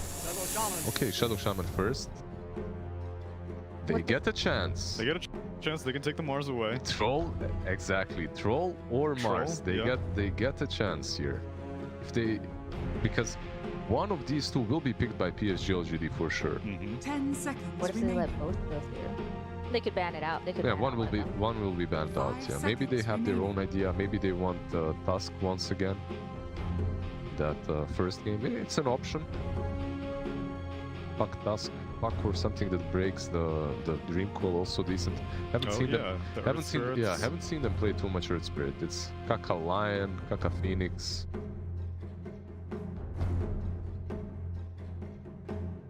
Oracle. You used to play a lot of Oracle at the beginning of this tournament. Yeah, Oli plays a ton of Oracle. Usually you leave it for the second phase or even last five. Okay, Timbersaw for JT. Yeah, I thought that it will be banned out a little bit earlier. I like the approach because you're securing JT 0 early. How will that change up PSG LGD's draft? You said Mars and Troll. Will this affect that at all? Radiant team back. No. They will still go with the Troll. This is definitely what we expect from PSG LGD. However, let's think about it a little bit. Timber into Troll isn't that bad for Timber in the lane. Yeah. Like, it's one of those lanes that you can win Obviously, if you mess up heavily, anything can happen. We've seen that in game 2, but on paper you should have an advantage there. Secure this Timber with a couple of bans, and I think you're good to go if you're IG. They ban out the Mars, securing the puck, which is weird. This is... Yeah, this is weird. Yeah, the way the meta has developed and the amount of change that we have witnessed in the last week and in the last few months just proves how versatile this game is. You don't need to patch it all the time. Teams will find different solutions to different heroes, and you'll see different picks being first pick material every week. Even depending on what region, you'll see the weirdest things. Razor, Morphling. Can you explain this ban from IG that just came out? Magnus? Magnus, yeah. It's nothing to say. Specialty? Comfort. Yeah, it's his specialty. It's comfort pick. It's also one of those heroes that's good versus puck on the mid lane and also good with troll. So just a lot of good things, a lot of positives coming from him. Not really something that you see played by anyone else. Right. But if it truly is their comfort zone, you want to steer away from it. Turn to ban. I'm surprised they didn't ban the Alchemist. They have Timber this time around, so maybe that's one of the reasons. Alchemist versus Timber can be really rough. It's not even about the lane itself. The lane itself is terrible, but later on you can just chase him with Timber. You have this hero that can stay on the lane on his own, so if Timber isn't chasing him, the supports can do the same thing. So it seems like IG was banning mainly to secure their puck, right? Especially with the Void Spirit. I know that you've mentioned that puck is fine in that lane, but why would they try so hard to focus on protecting puck? No, they're not truly. They're banning out heroes that are good for PSG LGD and also might do well versus puck in the mid lane. Void Spirit is not one of those. Yeah, but the Mars and the map for sure add up. So, how heavy do you want to go on magic damage if you're LGD just to punish this first phase Timbersaw? Because Timbersaw is moving up the ranks. We used to see it be exclusively like a last pick, then it got bumped up to second phase, and now here we have it in first phase. Yep. I haven't seen the teams from SCA that like the Timbersaw way too much, but there were a few. Masarus, Fnatic P1, they both picked that Timber very early on, and okay. That's a very targeted anti-Timber hero right there. Not necessarily that much if he gets the stacks already. So yeah, it's but good. It's more of this like the Timbers who are like, okay, cool, I did well in the lane. I'm just gonna stand between your tier 1 and tier 2 now. Yeah. Viper's like, no. Yeah. You go back to the lane like a normal person. Like a normal player. Get out of my lane. Get out of the lane. Yeah. I think what Viper really does more is punishes puck in the mid lane. That can be a very one-sided affair as well. It can be pretty dominant for the Viper. What makes Viper so dominant? Did you play against Viper? That was ye old Viper. Viper these days is surprisingly skill dependent. It's not as just like keep Q on autocast, spit constantly. Okay, lane now it's not on autocast. Now you actually have to press it. you move on the high ground and you just spam it. Viper and skill dependent heroes. Still, that's like the furthest apart. The matchup is okay. Viper is a face roll hero. You just literally just mash on the keyboard and you'll probably do something useful. Because puck is a little bit stronger right now, but it's still, I think, heavily favored. Yeah. What's also nice about Viper is it prevents IG from picking some other heroes that also suffer from break mechanics. Of course, that usually do suffer. Because why are you a core? You have a pretty sick passive, right? Like your stats gain is nice and you have a sick passive, and that's what Viper deals well against. Jug, I think, is okay, even though technically you can't crit, but you're not going to be in the Nether Toxin because you're going to be Swift Slashing and Omni Slashing and Blade Furying around. Okay, not a bad choice for an IG. They go with the Phantom line. Okay, a different approach. I'm not sure I like this way too much. You're picking PL not only into Viper but into Troll Warlord as well. Troll matchup is pretty fine for Troll. Viper matchup is... I really think you can itemize properly versus PL. Yeah, but not. I mean, like PL can't really kill the Viper, but Viper also can't really kill the PL. You're both just kind of hitting each other, and like eventually someone else is gonna show up to the fight. So what roles are missing from IG5, PSG LGD, most likely off lane, if we consider that Viper is mid. So you can see Lash banned out by IG. They're pretty much just protecting the PL. That's gonna be Lash, and that's going to be maybe Underlord, maybe yeah. What else is there that really deals well with PL? The Void Spirit's already banned out. That would have been another choice. It depends if they want to ban out off lanes or mids, right? Right. Or they could do one of each. If they're looking at off lanes, yeah, I think an Underlord ban would be pretty value. Do you think that them taking so long side is from not figuring it out? Alchemist again. It's not truly that. They're trying to figure it out on the go. Drafts. That one coming. Very rarely do you, not very rarely, you do have drafts prepared, but sometimes in a game such as this one, you're thinking on the go. So, who is remaining for IG? Wisp out, Oracle out, Abaddon? Abaddon out. 10 seconds. They have that gyro option once again if they wanna. They have a Wyvern. If they wanna try it, there's a Wyvern. That is Sure. true. Sure, I wouldn't mind that too much. I haven't seen it played by Oli, but versus the Troll Warlord, it would be decent. Right now, if you're looking at IG, they could use a position 5 that's actually strong in the lane as well. Something that can, not necessarily what I thought, but actually very good. A good pickup. What makes it a good pickup? It's just the anti-troll warlord hero. Make sure you can shatter him when he gets into battle trance. A lot more, especially with a lion. Also, you have so much burst damage. You can quickly bring this troll to critical AP. 5 seconds. And IG have shown that they're surprisingly good at coordinating with the Ice Blast, even though they don't have. I guess in that Mirana game they had like a ton of stun setup. They had the Mirana, they had the lion, they had the Mars. This one, it's mainly going to be the Puck and the Lion set up front. Actually, if you guys remember 7 days ago when we started the major, I was saying that this Phantom Lancer is looking extremely... we bookended the tournament. Yeah, extremely strong in the Chinese region. However, we haven't seen it too many times. It's been picked like 3-4 times. It's very, very situational. Yeah, in the playoffs, at least. It's been making a resurgence. Last night, it was picked, obviously, but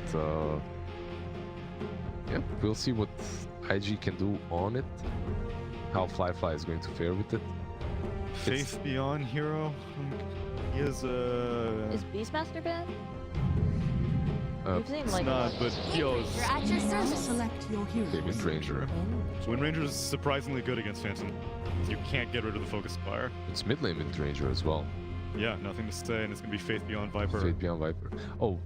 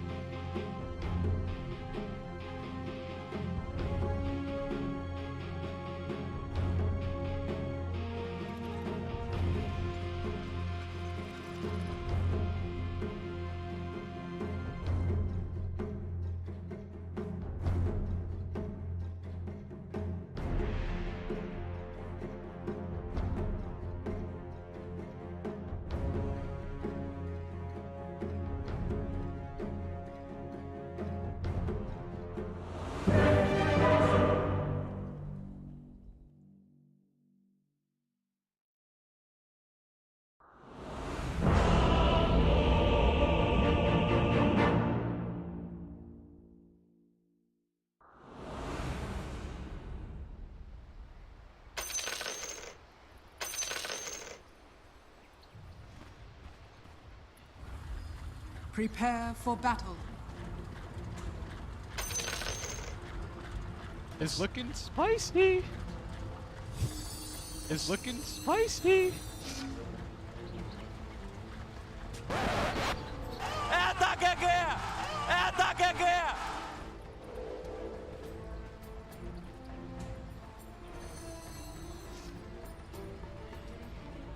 Very much. Game number 3 between IG and LGD for a ticket. Go to the grand final. Go to the best of 5 against EG. We'll see who punches their ticket. Or a ticket home. This dance, yeah, a ticket home or a ticket to the grand finals. The home, of course. 30 seconds Yeah, to it's battle. interesting last pickup here from LGD. Ranger, who generally suffers quite a bit from Phantom Lens in the mid-late game portions of the game. Unless you can really, you know, start the fight with a shackle shot on him and focus fire. Because if you can't, how are you ever going to figure out who's the right one? That being said though, Troll is quite good against PL. Yeah, it's all gonna come down to how well does Troll and The PL can battle farm, I think. begins. See if Ame can have another successful game on that Troll. It's crazy how often the rule from Slacks always appears. God, I think Elimination games and win runners. How many times are we going to see the two just be intertwined together? I love myself some Wind Ranger. Slacks is a Wind Ranger hater, I think, or is he a lover? And follows the hater. The hater, okay, Wind Runner hater. I'm a big Wind Ranger fan. The hero offers quite a lot. It's a hard hero to pull off and play well, but when players do it, it just looks so damn good. We saw a good Wind Ranger the other day, and it just wasn't enough. It ends up coming up short, and it feels like the Wind Ranger has a kind of history of coming up a little bit short. Yeah, it's always this hero that owns really hard in the mid-early game. Sometimes in the late game still, but you just die so easily if you get caught out. So we'll have to see how that does up against the puck. Take a look here over bottom. We've got Faith Beyond on this Viper, just trying to shut down Fly over in the top lane with JT on the Timber. We'll see how these lanes go. Is there any one lane that's really popping out at you? Something that you think that really pop off? Like last game, it was the Alchemist lane up against the Jug. Like which lane really looks like it can get out of control? Top lane is Basal gets level 3. Getting quite difficult for the Troll and kill him. But yeah, mid lane shouldn't be a whole lot of action. Neither can really kill shit up bottom. Nope, he's gonna be fine on his summon. Yeah, I don't think these lanes are the most eventful, to be honest. Like even bottom lane, the Viper is gonna pressure the PL a little bit, but there shouldn't be any kills coming out of there. Early game doesn't look to be very kill heavy. Might be a quiet game with a lot of farm to be had. See? JT on this Timber. We've seen him successful. We've seen some Timbers that really get out of control.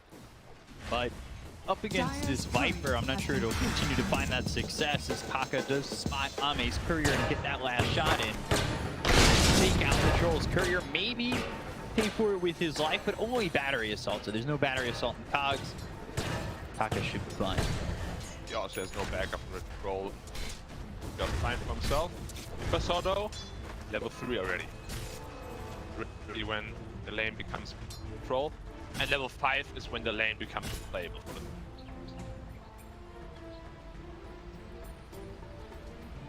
Right now, leading the CS again is LGD. This is similar to game number 2 when all 3 lanes were going well for them. You've got Nothing to say, holding his own up against Emo on this puck, who's looking for redemption with this hero. That last game just did not go well for him.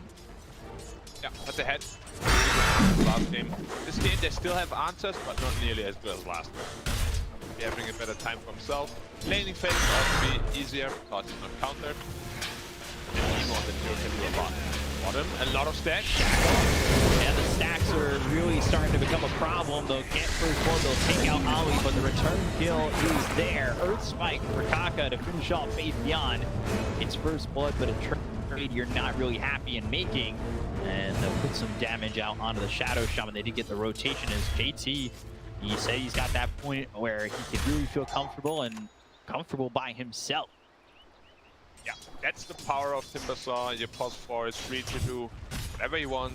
Gang middle, gang top, bottom. And it's just really easy with this Timbersaw. There's no danger at all of dying ever.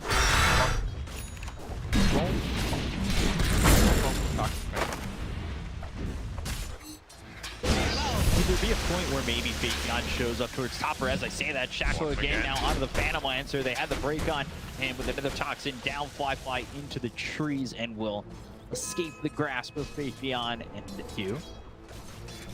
DL is one of the best heroes in Viper, the Doppelganger, all the stacks of poison attack are gone. And in the mid game, of course, you don't really have good answers. DL. Taka. Trying to come over with this Lion once again, really just spamming this hero, showing the impact. Dodge. Lion. To hell and back again. He has continued to show up in just about every game. Yeah, not gonna leave our sides anytime soon. One of these teams gonna make it to the grand finals, and they both love Shadow Shaman. And get used to it, guys. Get used to it. Might see it in every game of the final. LGD, quiet now, pulling the creep with fear away, just telling you how uncomfortable he is on that top lane. On that roll, not a correct kill for Taka. Yeah, and the Earth Spike. This is not going to be easy here for Innocence to get away because they've got Huge Coil available, and that's exactly what they'll use to lock down Innocence and get that kill onto the Clockwork. He's gone, taken out again. This is just not the spot you want to be in. Shackle.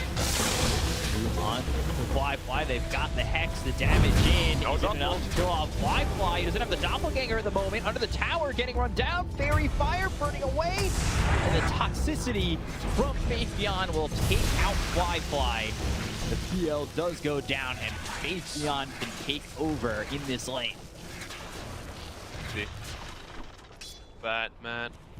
But yeah, it's a very important kill on that PL. He was getting quite a lot of fun. Now, he's in Struggle City, only sitting at 2.3k net worth. Not where you want to be at PL in this lane. You'll have to take a lot of space come mid-game here. We'll have to make all that space happen, as well as JT. They have the perfect heroes to do it, however, so I'm sure they'll be able to. No problem. First spike lands on the Clockwork again, but he's not really going in. Fabian has made that swap into the top lane. A big bunch of creeps to go and take here for him. Gotta make sure that creep wave really gets denied out. They got two heroes up top. JT going in, over. Clockwork, who've got the cogs around him. They've got the hex on the JT. There's a problem now. Moves reorb over. They've got the Juke on the 3. Well placed, but not in time to save JT. Emo's over. The Earth Spike misses. Nothing to say. He's also made the rotation. It's a 1-for-1 that benefits LGD. Mid-range is one of the best heroes against us on the game. This is not done yet, though. Still lurking around. The tower denied. Fabian, hit by the Earth Spike. Cold feet. He's gonna walk out. Just in time, actually. I'm not sure what Clockwork did there previously. We saw him die there in the river. He pulled the creep wave away, allowing 3 creep waves to stack up. The top tower is just gone from full health. It was kind of like an Agent Y play there. helping out IG quite a bit here, because you should not be losing this tower this early. That tower is gone. Now they're going to come over, find themselves though. They're right on top. Power shot. Spike on it. We'll get the kill on the counter. Gone.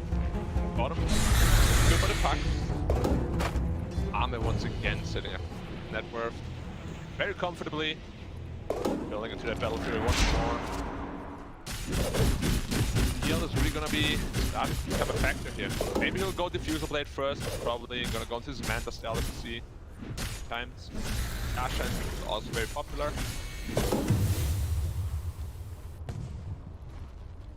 See what he ends up choosing for his battle here. He's being killed for Honor once again. He's not going to have the luxury of that Ag's delivery coming in. No Alchemist on his team, so it's not the jump from like 5k net worth to 10k. Dire are It's a scared. 3-man smoke, but they don't find Ame in the jungle. They do place down vision, so they can maybe invade this triangle a little bit later down the line, especially if they put the pressure on bottom. Got the Shadow Shaman. We'll get the kill here on DQ. Kill. Viper. Should be alright. Mid-Ranger picked up the Javelin. That means Timbersaw is a realistic kill. He doesn't have a hook yet. A lot of Radiant's middle tower is under attack. Dire's bottom Taking tower another tier is under 1. Mid tier 1 still stands, but top and bottom looking like they're going to both fall. It's another poison though. JT, a lot of damage being taken. Got a waning grip, they'll hit the 2-man start from Cock with the Dream Core coming down. They get the gun innocent. They look over at Fade Beyond. Should be a second with the both feet going over and freezing over this fight. They get the kill though onto Ollie in return. It's a 2-for-1, but nothing to say. He's out of mana, trying to wind run out of harm's way. He's okay to do so. Radiant's middle tower Now is under attack. Took off half health. Hey. Not really able to survive under the bow of this Windrunner. Wrong arms of course. Dire's bottom tower. Q. Echo. Power shot. Power shot doing so much damage. Look at that. Kaka dropping. They've got the Chakra going over, trying to catch the Shadow Shaman. Lane Grip. They've got the silence. They're getting the kill. They'll end up trading. Nothing to say, still standing by and actually stays with Emo, who just the Shackles have been attached to JT, but they've got the Viper Strike onto the Timbersaw. They get the kill on Emo. Now they're going to be able to chase JT because he's so slowed up. They'll move forward if they can catch him from he's stuck on the high ground? He's probably dead, but the Timber Chain doesn't bring him onto the low ground, so he's stuck on the high ground, pushed to the low ground via the cogs, and JT, he'll get run down. LGD, they get a lot out of this, and they will continue to put up a lead. Yeah, big misplay here from Emo and JT. Emo orbing in, trying to get the rune, putting himself in a position, just dive freely, and then JT with the miss, what's the name? Timber Chain, getting stuck onto the high ground. Like LGD was already ready to give up and run away, and then they noticed that he got stuck there. Now once they turned around. And maybe still a little bit flustered from game 2. I mean, this is, like you said, a ticket home or a ticket to the finals. Either way, we'll see them with a ticket stub in their hand. Work, got hook shot. On the line. Line in trouble. No spike lands on 2, but the battery is not the damage, even though he's hexed is enough. They'll get the kill on Akako once again. They've dropped down the circle lures, and they should be able to take a tier 1 over mid. And they still have their mid tier 1 standing, so this is big for LGD to open up the map a little bit more for them. At least they do have the top tower in IG, and they still have their own bottom tower for them. But I'm sure the next Shaman War set is going to take down that bottom tower Radiant's as well. bottom tower is under attack. So actually, it's every combination. You get hook shot and coil. It's a regeneration rune, Ice Blast coming through, and that'll fly over the clockwork to get the kill there on Innocence. Nice Now around the back, look at that again. Nothing to say. He just has big damage out to kill off Ollie. Ollie can't survive against the Windrunner. What's up with all these range at this turn? They're all popping up every time. Yeah. It's a hero that's doing quite well. Maybe Slex was wrong after all. We'll have to see. We're yet to find our answer on whether or not Windranger can save this elimination game. Roll, Battlefield completed now. Going into that raid boss. Palm the Storm, going straight to the BKB next. They've got the rod, and they threw the hook shot over onto JT. He'll Timber Chain away, but the damage coming in is just too much for him to handle. Faith Beyond gets the kill, and they are now up 3,000 net worth already for the side of LGD. Yeah, that's just the power of Viper. You get 5 stacks on the poison attack. Your magic resistance is reduced by about 45%, and even a hero like Timber can take it down. Why? A blast miss. Blast in. Big stick. Cogs, alright. But the Dream Coil is there, so that'll lock him up. think none of them safe in there. Oh, still uncontested. User Blade will really have to do a lot of work here for PL and IG. I'm not sure it'll be enough. Kaka going with 4-step as well. They're just kind of lacking initiation until Puck gets the Flick Dagger. Will be in 800 gold. Say. Almost at BKB. Be a very strong power spike for him. Matrix on to Emo. The thing that I'm noticing, if they're going to go to the 4-staff on Takaka, we usually expect him to have like an Aether Lens or a Blink Dagger where he feels like the initiator, the playmaker, but I'm not sure if he's going to be able to do that with a 4-step, which I expect him to use more defensively. Definitely. It's just against the Clockwork, because if you get hooked, put into the Cox and the Viper throws his Nether Toxin on top of you, it's basically just a poison pit and you just take way too much damage. So they needed a tool against it. Of course, that makes a lot of sense, but as you said, it will be a big problem for his playmaking ability. It will be a lot lower than the last game. Game before that as well. So it's not really where it's certainly like to be. Sentry ward down that can immediately deward that obs, but now that they know they have vision, you can expect they're trying to be aggressive. You see LGD shot in, Ice Blast out, that's on Innocence. They've got the finger as well as the kill. They get the kill on Innocence and now turn this around on Takaka. It's a 1-for-1 trade. They do get a stack on the finger. They will trade those supports. And this is again just leaving Ame to do whatever he wants in terms of farming. But the Peel as well, completely free farming now. Diffuser Blade only 100 gold away. And we have seen yesterday against Secret, Livefly became an absolute beast after the diffuser was completed.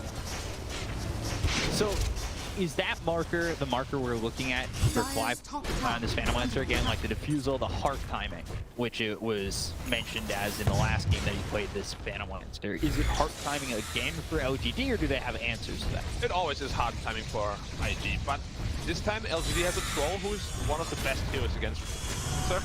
Once he has his BKB and he gets the perma route going on his PL, he's gonna be in big trouble. There's the diffusal blade. Bounty's being picked up. IG hook shots. That'll be thrown forward, and they've got the recoil down, but there's a lot of trouble. Pops the BKB. He is so quickly dispatched, and never going to go after Faith Beyond. You see that Fly gets involved. The second he's got the diffusal blade, he'll get the kill on a Faith Beyond, and they'll look over to take the tier 1 over mid. A big victory for IG on that. Yep, defensive Lancer. Gets the diffusal. Little bit of a mistake here by Nothing to Say. He has his BKB, but he has no wind run. A lot of physical damage coming out here from the IG side. Ame. Careful. Gets the kill on the Holly, though. The turnaround will be one for IG to get a Jinkyu. 800 gold away from his BKB. That's really when he has a power spike, but they do have AA Blast this game against the Troll Life Leech, so that's why they picked it. Let's see if they can make the combo work. So it's not the easiest spell to hit on a hero with BKB. No, not at all. As you well know. I do. I very much do. So we'll see now. It's Javelin BKB now going back into the Maelstrom. We'll see how Nothing to Say kind of goes on from this, because he's kind of falling behind Emo on this Puck, who hasn't been explosive in this game, but he's certainly performing way better than the game 2 when he was on this Puck. I think he ended the game with like no worth. Yeah, it's really just the lane. Like if Puck has a decent lane, he usually dominates game, and when Puck gets shut down in the lane like he did last game, he had absolutely nothing going for him. Why? Puck push away. Chakram a little short. Now you can see they just have no ways to deal with this Phantom Lancer. Sure, Thrall is good against him, but what if he just runs past the Thrall into the backline? How do they deal with him? That is exactly why they picked the Phantom Lancer. It's gonna be such a thorn in their eyes. Eyes too. I mean, that would be really bad to deal with thorns in your eyes. That would be very painful, yeah. Thorns anywhere, really. Hook shot. They're going to set up the cogs, loop the Hex, Ice Blast coming in, but they've got the Shackle with the Serpent Wards. It's locked down enough to get the kill here on Emo. Only in an interesting spot is the Earth Spike thrown over onto Innocence. They lock up that Clockwork for a second. They've got the Hex onto the Shadow Shaman. Jinkyu again found a pretty cool spot as Innocence falls. The fly finger used. Jinkyu gone. 2 heroes dead beside of LGD. So 2 kills there for IG, but they do lose Emo. And, well, the trade, I would say, definitely benefits IG a little bit with another stack of the finger, but you're losing your mid.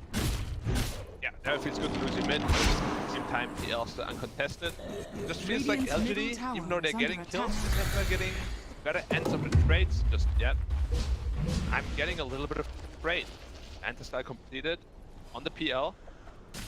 We're going to this hard next that we always see, but this time around, he doesn't have St. Joshua for the 30% amplified HP, so the hard won't be as effective as this.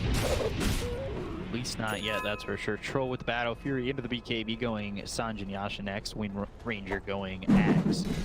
Lotus Orb has been completed for JT. His farm has been stymied a little bit, slowed down, but so has Faith Beyond's. They're about equivalent in terms of both.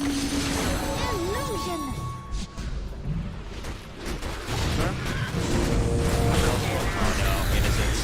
Spotted in the Chakrana. Get away from this. Emo right on top of this Clockwork. Trying to run away, but the waiting grip from Emo will finish him off. Is under attack. Dire are scared.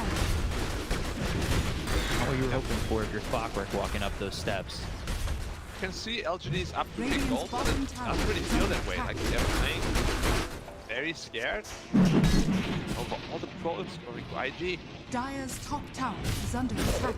Yeah, they're putting the pressure on. These Serpent Wards haven't really locked down as much in terms of pushing in these towers. They've got the Dream Coil down onto Ame. He's silenced the waiting with another Toxin right on top of this troll to try and defend Ame as much as they can. Chain actually misses, and they could have gone on that. He's gotten the Lotus Orb. They'll go to the Focus Fire. They'll go to the Shackle that connects to the tree. They should have the control against the Focus Fire coming over, so it looks like IG want to fight this, or maybe push LGD away for a moment. I definitely think IG were thinking about it as they converged around LGD, but thought better of it as they back away after the Ice Blast did in fact land. You can definitely tell nerves are part of this game. Like JT, this is the second time Timber Chain killed him. Very uncharacteristic. Usually he's spot on with those. But of course, high stakes. Natural to make more mistakes.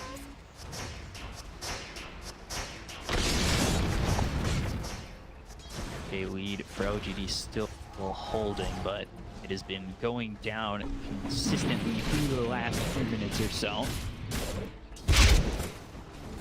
Yeah. The good thing LGD has going for them is the PL will still another item. MKB, Twisted Blade we'll have to see, because these blinding axes from the troll are very effective. Usually you need an MKB to really be able to fight, but they still have quite a bit of time. Smoke used. Enough phase beyond, but they're gonna head towards top. For a second they looked like they wanted to go top. They'll go through mid. Let's see if they can catch anybody over. Maybe looking at the triangle. It's all in a good position to break the smoke, and they have no idea where that smoke was broken from. I'm so confused. Like they saw the AA in vision, they just kind of looked at him, and they were unsmoked for a good 2 seconds. And then Armor was like cleaning himself out. Oh guys, I got unsmoked. They did not go on the AA. Slow reaction. Under attack. They were probably just focused on the triangle. Yeah. Well, smoke leading to nothing. Unfortunate. Rune for the Windrunner. Oh, the Windrunners are going Boots of Travel. So we have the Axe now going Boots of Travel. Do you like this pickup more? Obviously, they bring different things to the table, but he's close to the Boots of Travel and probably going to commit to it. Is that where you'd like to see gold be invested? Personally, like the Axe more, which makes it virtually unkillable. Combination with the BKB make probably more sense, because right now you need all the fighting power you can get. Boots of Travel are good. Hold the map and pressure the map, but they're being the ones that are being pressured, right? Travel don't make more sense. You gotta upgrade your fighting power a bit. Being built here for Faith Beyond. See if he commits to the Boots Travel. Be interested to see if maybe he switches at the last second if he's got the gold and they're not really clashing. See it now. The gold and Are scanning. he's gonna commit this. Right. Now you got Kaka going back for that Blink Dagger. So yeah, he picks up the Force Staff, going to the Blink Dagger. He's got a lot of space to work with, getting a lot of gold. He's actually the top farm support at the moment. So we'll see Kaka pick up that Blink and be able to be that initiator, be that playmaker that we've seen him on this hero as so many times before. Coil used, but the Illusion Rune gets popped. Not going to help you out. Windrunner trying to land the Shackle. Emo, though, on the run. Not a lot of to work with. He does have help from JT and Fly over to the sides, waiting in the wait to jump. So, well done by nothing to say not to really commit for that, because that could have been trouble.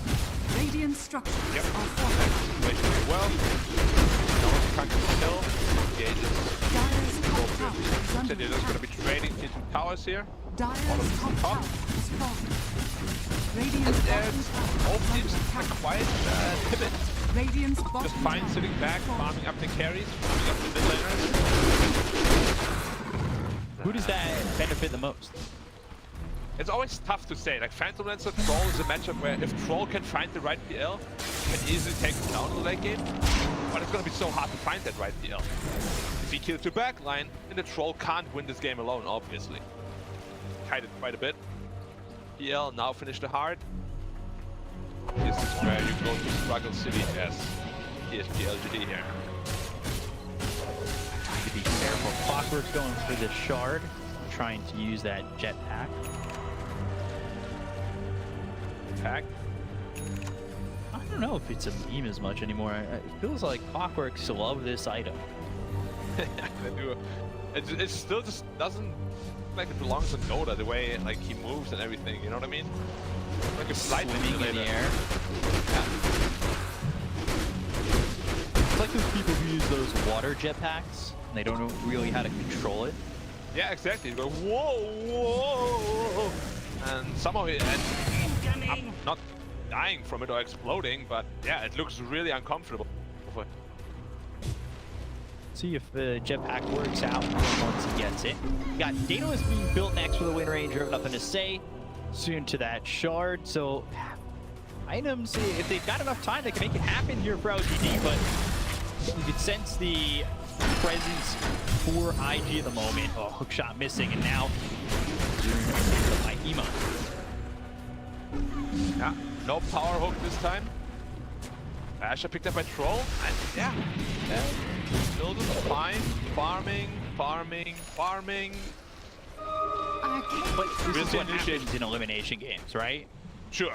You Both find teams, yourself being a little bit more conservative. Yeah, exactly. Like, you're afraid of committing a big mistake. Like, if you lose your Phantom Lancer or a Troll in a questionable way, this game can just head. Puck also itemizing into Lincoln Sphere. You see Emo? Usually he would go like Dagon 5 E-Blade, but it's 1-1. Elimination on the line, he goes for a Lincoln Sphere. Love to see the change in mindset. 5-man smoke. The high ground. High ground. Boom, there he goes. The one who breaks the smoke, uses that rocket flare, scouts it out. Awkward, he throws down a cock. He's actually going to push it over Emo. He's going to have a chance to again. Just on the funnel spot, over the stairs, the moves, the 50 over to get Sean Anderson. So I think I want he's going to buy back immediately. They're looking over his face. He's going to turn it over the ice blast coming in, and huge ice blast. Land. Shackle, I think, bounced back and hit up in the same time. To a 3 of the Shackle that's winning on the Analyzer. Where they going to go back and he used here by Ame. They've got the Lotus Orb on him, but it's not going to help him. Fly is gone. They look over at JT. They have locked up his timber. He's got nothing to do here except rattle around as the battery assault hits him, rattles the cage, and will take out JT. And that breaks Roshan wide open. I told you this matchup can go very one-sided. PL gets caught up without Manta Cell, gets rooted, gets bashed, commits BKB over Troll, and there's just no getting out of there. Once you're permanently rooted, you're done. You're absolutely done.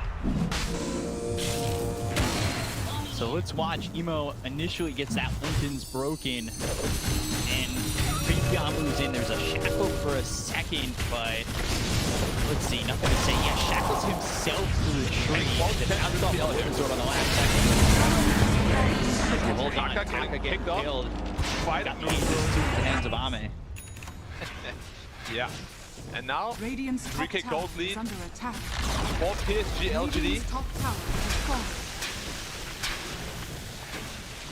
Really, you know, holding on with the victory there in that fight over mid.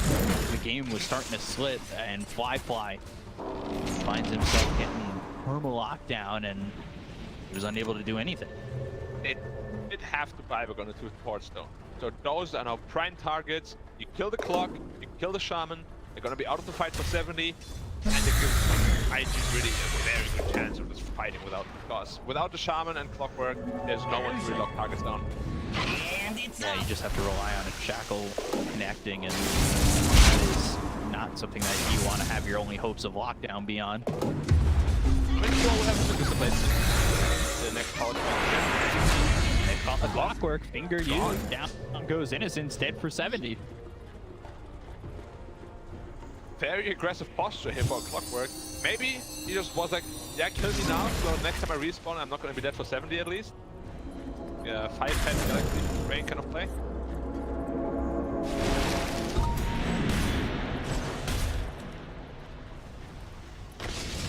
Warlord. They completed. Why is that actually been a lockdown? Puck already has a counter. Just have to link in fear. What can I say? Nature loves me. Phantom actually went through a Ghost Scepter after that last engage. Watch this chain. Oh, Kama. Yeah, they're lagging, apparently. See who can fight through it. A prize. Ah, they both can. Here's the Abyssal Blade. Troll Ward is a right clicker. Phantom is a right clicker. They're both gonna be just fine. A clicking it. Fight. Radiant's bottom tower is under attack. Moves in slow-mo, you can pull off your abilities better. If both teams were not allowed to use spells, like all 5 heroes just A-click down the mid lane. I don't know. I don't want to guess. Oh, control, right? Yeah. I think it might be control. Well, if it's only just the PL and the troll? No, all 5 heroes. And I'm saying troll because he has the Abyssal Blade, which blocks 100 physical damage from all the PL illusions, basically, practically making him invulnerable. Those illusions won't even tickle him, they'll do nothing. 4-man smoke from LGD. Too close to IG at the moment, who are pretty deep on their own side of the map. Emo, LTP back to base, so he is going for that Dagon 5 now. Operation, yeah, Operation Flap Flap with the Lion, Finger Dagon. Boom. See you later. Finger Dagon plus Ice Vortex. There's a lot of potential magic bursts coming out. But Troll Warlord now has level 25. Strong battle trans strong spell. Not Hexes though. If he gets hexed, he's in trouble.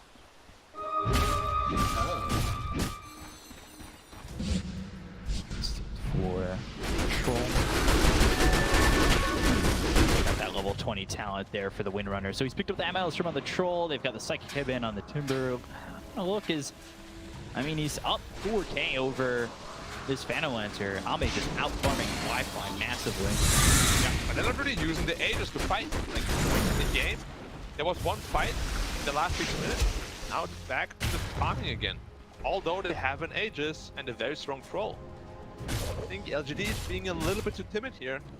His Aegis is gonna run out without using it. Unfortunate, but it still gets them towards their next items. We'll see though if that ends up being enough, because while yeah, it does get LGD to their next items, the open space for IG, it does the same for them. Between these next items, that fight that was very close over near the tier 2 tower mid on the LGD side, but this could be Radiant a tough one coming out without an Aegis now in 20 seconds. If they catch the Troll here, it could just work out perfectly for them. The other way. They're gonna look over, they've got the finger, and there's the kill on the Innocence immediately. He's dead for 43 seconds. They found their attention on Ame. 5 seconds. The Chakram lands, and Aegis will expire without it being used in a fight. land once more. Another finger stack. Now, where does that leave us? Both teams back to farming. You can just really see how different they are in the game compared to the other teams. Yeah, very timid. Very timid. All on a good pace. He goes all in, so we'll keep climbing. I would expect him to go all in. I think that's Ame's style. Dire's bottom tower is under Yeah, always has been. But also backfires quite a bit in the past. That is true. Abyssal almost finished here for the Phantom Lancer. I'm not the biggest fan of the Abyssal necessarily because it's still, you can't kill the Wind Ranger, you can't kill the Troll. They will have to cut the backline, kill the Viper, Shaman, as well as Clockwork. Going in, kicking out. Fusel used just as he blinks away, so he'll walk away from a distance, but still pretty slow. Not gonna matter, they can't catch up to him. They're gonna go for the fight, though. They are smoked up. They'll look over mid, they'll use that Dream Coil. They've got the Antlers coming over, and that should get onto the Shadow Shot. He just sidesteps it. He's still out the Wind Runner. The Phantom Lancer trying to fight him. Fight over on Ame. They've got the BKB hotline up in the tank. They go after Rock. They take the line, get the code now, dominating. They put it on a trade though on JT, who is low to start the fight. Flamethrower. Is it enough here from JT? He's all by himself. He'll Timber Chain to some distance, trying to TP out and will be successful. It's a 2-for-1 as they lose both their supports on IG. It was a fight that they took. Ooh, nothing to say. Spots Emo. He cancelled the blink. Yeah, you cancel the blink, but they don't follow it up. He has to be so careful with the Scroll. I've just seen him fight the Phantom Lancer, and he ran out of mana in like 2 seconds. He doesn't have mana for Battle Trance if he gets burned too much. Really turned his fight around to the favor of IG. He needs to be very careful about how he approaches these fights. Definitely. Like, he's not the smartest hero to control, only sitting at 1 input level, right click people, but yeah, 500 max mana at level 26, that's kind of ridiculous. Like, it really is nothing. Going Axe now. Yes, it's caught again. And almost shackling himself one more. Nothing to say. Needs to really be careful with that Lotus Orb. Throwing the shackle shot out and then it bounces. Luckily he didn't attach himself to a tree because he would have been dead. Yeah, it happened a couple of times already. Right on that one. And even though they had this Aegis fight, or not Aegis, fight, they had this Aegis, you know, the gold lead is dwindling more and more in IG's favor. We're now kind of swallowing up the map.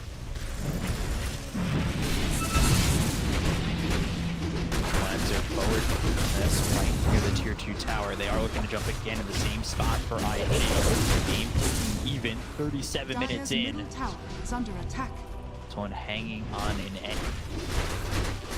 Roshan will respawn in 1 minute 40 seconds.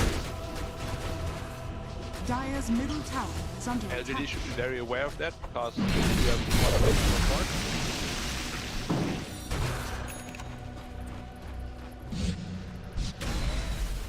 Just getting upgraded and gonna feel really strong.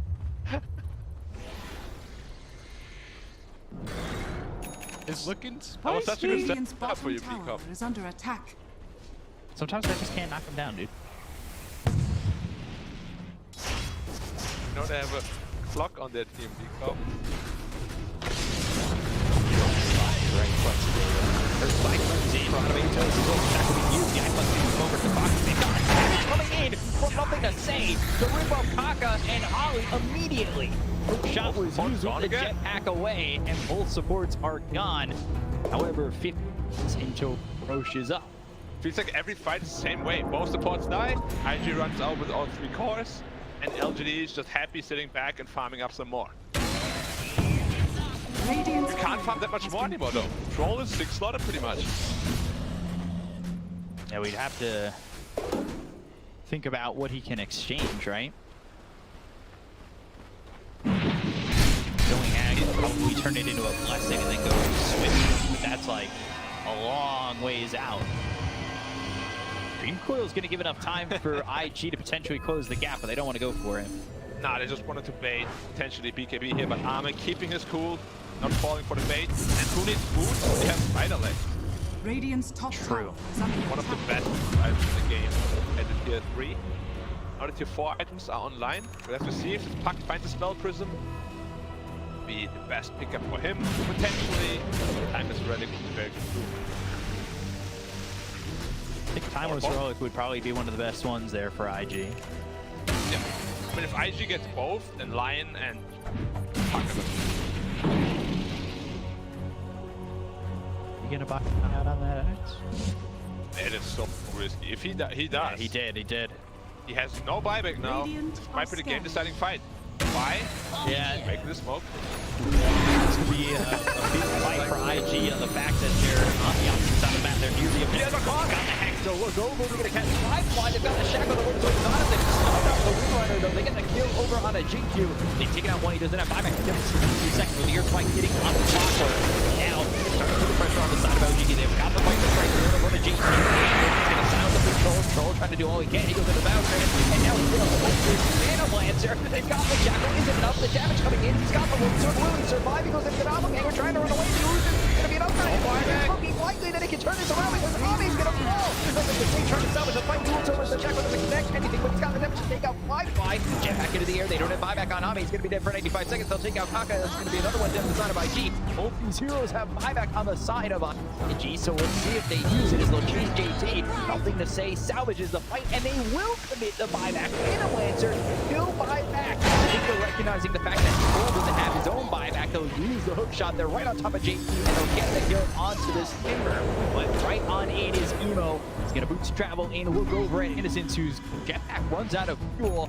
Emo waiting rip. Don't think he saw him. Silent, hiding. No way. Standing there, The didn't jetpack. sneeze. I accept this offer. It's not a Runs beam any out of fuel longer. and saves him. They need to get this Roshan though. They have 50 seconds against the Roshan. They can the buyback for it. This fight was just so unfortunate for the troll. His own Shadow Shaman trapped him inside the ward. He was stuck there for a good 4 seconds. He needed to wait for a spider leg to come off cooldown. His entire BKB duration wasted, and they can't get the Roshan. It was a buyback. No, they couldn't get Roche. Oh dear, that's real bad for IG. They committed the buyback, which would... What? What's going through their mind that they used that buyback on Firefly?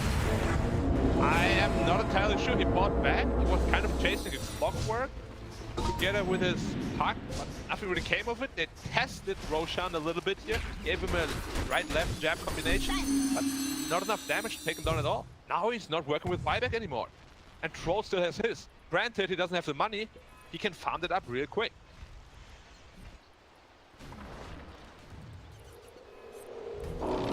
Let's see. 7K lead. Who will get the next Aegis? Aegis is so game deciding here.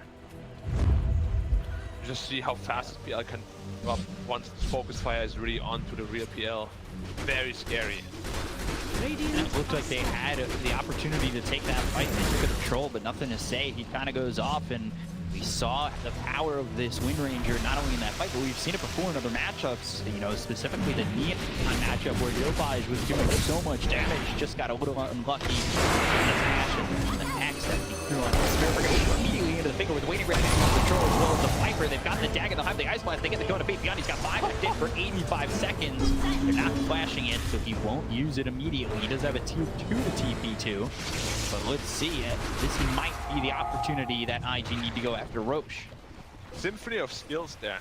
Just blasting him from long distance, nobody really committing, and I'm surprised they had this much damage. I guess Puck now, E-Blade, Dagon 5 completed, he's gonna be an absolute monster in those team fights. They don't have the means to lock him down. They can kill PL maybe, but his Puck is gonna be huge as well. They're looking for more, they're trying to wrap.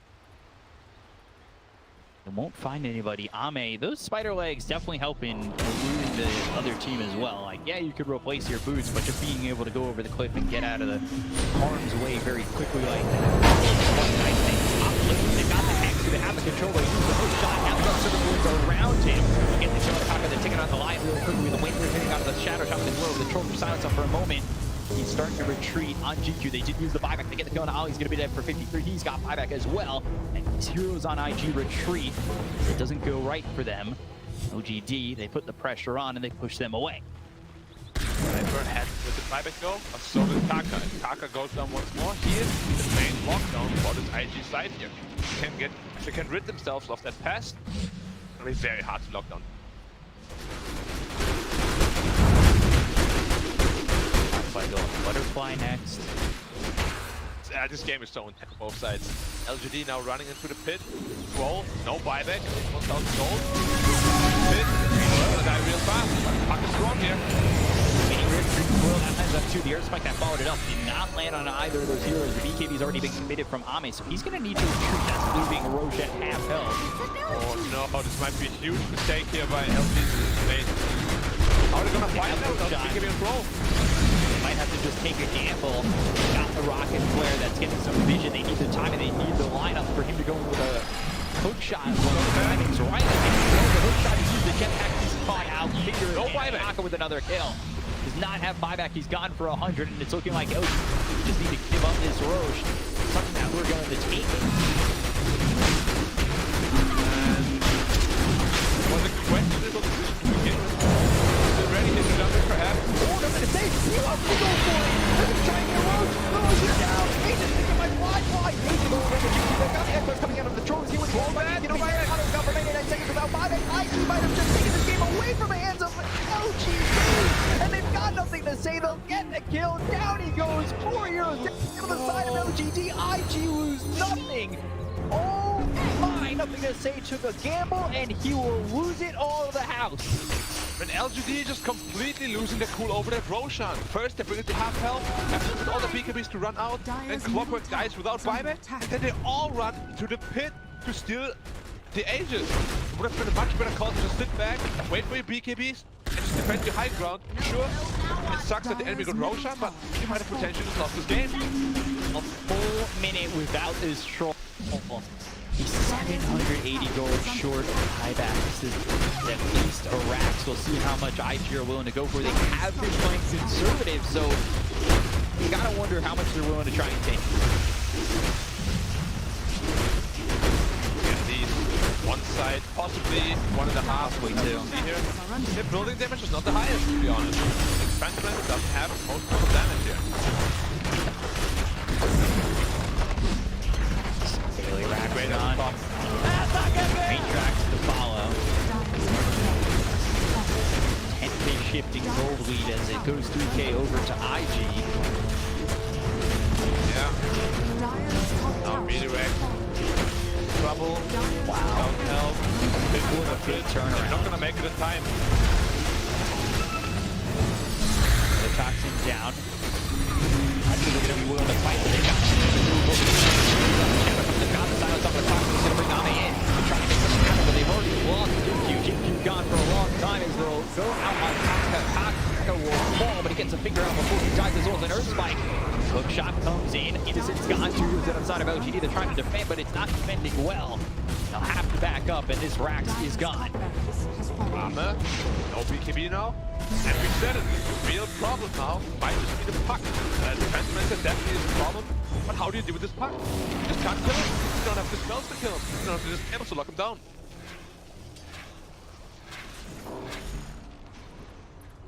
Looking like a big challenge now for LGD. IG have done it right, and they have come back in this game, holding a massive advantage 47 minutes in. Just shows again why Puck is the most fantastic hero in the game. He deals so much damage while just being elusive as...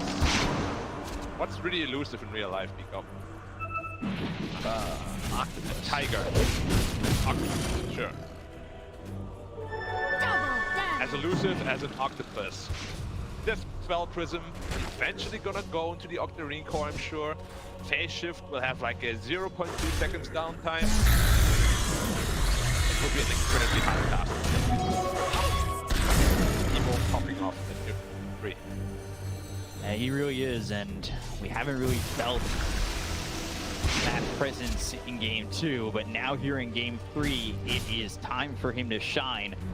Want to count LGD out of it just yet? They do have an opportunity to still make this work out. They're almost level 30 on the Troll. They've got 25 on the Windrunner and almost 25 on the Viper. The same could be said Dire's for bottom tower is under attack. IG, but they've got 28, 27, and 24. Timber's about to be 25 as well. But 25 won't attack this game. Attack is very difficult. Like the Troll, the reason Troll can never really find his footing in the fight. Like he's just getting disabled from range and BKB very early into the fight.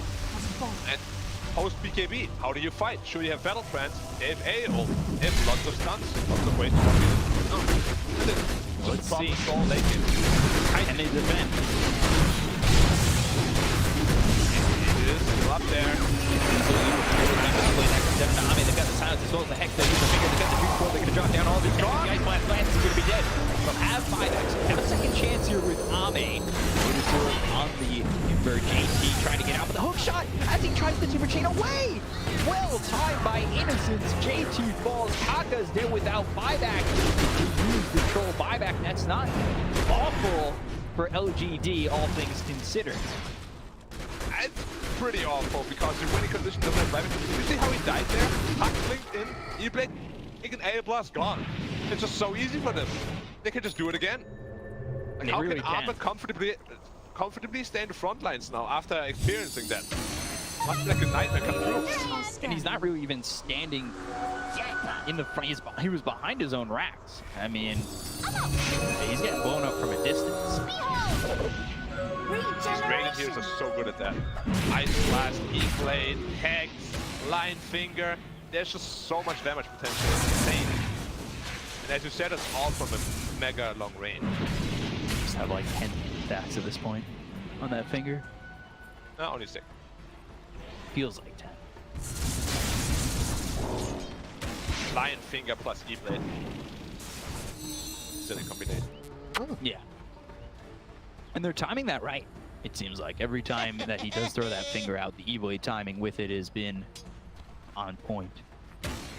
And to be honest, I don't know what the Troll can really itemize for. Negate that. Sure, you can go A on this, then you're taking up a very precious slot, and it's on like a 2-minute cooldown. Whereas E-Blade Dagon, what's the cooldown on that? 16.4 seconds, 12 seconds. It just makes no sense to buy A on this. Would it have to be you relying on maybe somebody else to pick up like a Lotus Orb or a Linken's to place on you? Linken's for sure. Lotus Orb isn't gonna help that much, but his teammates will definitely need a Link. Possibly even a Pipe or something, or maybe Glimmer cases much faster because they do have a couple of Glimmers. But I think nothing to say. We'll have to focus this Link here on the Troll every time. Thank you. He's running out of the base. Why? Way far out. He's already caught. So far away from the base, and he is gone. He does that buyback.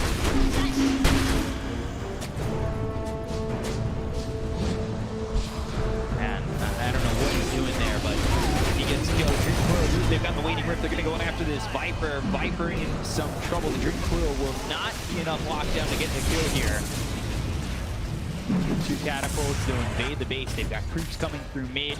LGD need to clean up, and they did commit the buyback on just the poke and prod from LGD. Now smoke up. He has the ninja here. Thank you. Look for a kill here. They do have a very good observer what's scouting out the Radiant side here. Everyone's smoked up. It's go time. They're going to try and go. They might be able to find Wi-Fi. They're right on. Do they have him? He's out! He's too far! He's gone!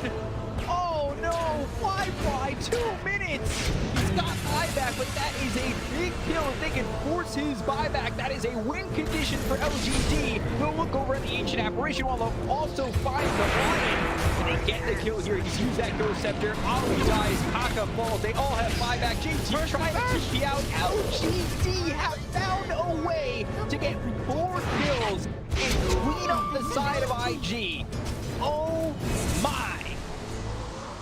Fortunately for IG though, Roshan not respawning for another 2 minutes, so LGD won't pick that up, and they should all be able to respawn here on the IG side. We'll see if Ame can potentially take down a Rex here before they respawn. Very long timer. Buybacks aren't getting forced, which is something that would really help them out and really alleviate They this have pressure. to force it. They know Roche is not up. They need to force the buybacks. But Puck is pushing in all the lanes. He's so obnoxious. What do you do about him? Is under attack. Can't just let this base get pushed in. They need to find a way to get a buyback forced. They still have 50 seconds without the Phantom Lancer. They have time to do this. They have time to push through mid, but they need to be careful. They've got the 2-2. That's going to go down relatively quick. Just nothing to say working on it right now. Let's see. This Pop, he's disarmed for a moment with that blade, but they've got the tower gone. 40 seconds without the Phantom Lancer. Will he hold buyback? They've got a 2 racks advantage. I'm not sure he's going to even use buyback if they go after the set of racks on mid. Scroll does not have buyback. If they extra price buyback here and kill the Scroll, the game is all over for LGD, and they know that. They're getting bullied out by a single Puck because of the fear of buybacks, man. Oh, that feels so bad. Puck sitting at 10,000 gold, by the way. Wow. It's like an investment banker at this point. Going Ag's Blessing. Yeah. So good. They didn't even have the best tool yet against all the BKBs coming out from the Dire. Now they do. Now the fight is just going to get that much harder. Roll buyback up in 2 minutes. That's what they're waiting for. That's big. There it is. Sleipnir though cannot trigger the Lincoln Sphere anymore. They will have to find another way to do that. Triangle, they're smoked up. Nearby. Right in the Roche. Oh, Emo! Spots him. Dream Coil used, and that's with the ad. An early Dream Coil, another go with the Rod. Got the finger as well as the Air Spike coming in there. The Ice Plus lands under the Viper as well as the Troll. They're going to try and run away with the Viper. The Dream Coil finally not there on him. With the KBB popping enough to say they need to find their attention on the right field. The Fenweiser's into the back line. Knocking the ball, beating on it. They've got the Jackal on the field. The side's going to stop these Shackles from holding down Firefly, but the damage coming in. They've got enough to get the kill. He's got buyback, but 3 heroes are on the side of LGD. And I'm not sure Ame can continue to withstand the onslaught that's coming in from IG. They look over, they've got the tag, and they'll get the kill. He's gone for 2 minutes. They'll take out the Ancient Apparition. It's just nothing to say here. Up against the world, IG are chasing. They're looking to get the kill. They've silenced him up, but they can't control him enough. Oh, wow. A big fight for IG. A long time without Ame, and the creeps are pushing in through mid. It should be Roche, Aegis, everything there for IG. And another chance to finish off the series and go to the grand final. Firefly is going the Roshan here while the rest of the team smoked up. Potentially looking for a couple more pickoffs here. This Roshan will at least allow Ame to come back into this game with a buyback. In 1 minute. Massive win. And this lead out is just so survivable. They have to throw their entire load on him. But BKB has the top level man, and he just has nothing left after that. Kaka. Potentially looking for the clockwork here. Clock nice. He has no buyback. Fire for Phantom Lancer.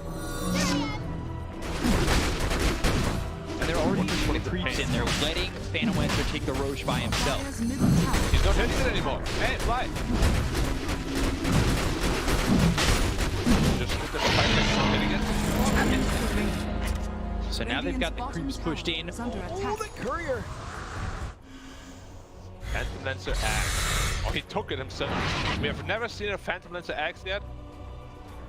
See if we can put in some work. For those people that don't know what it does, it gives your ultimate an active that just spawns as many illusions as possible with an increased duration on all of them. Could be pretty effective because they don't have good illusion clear at all.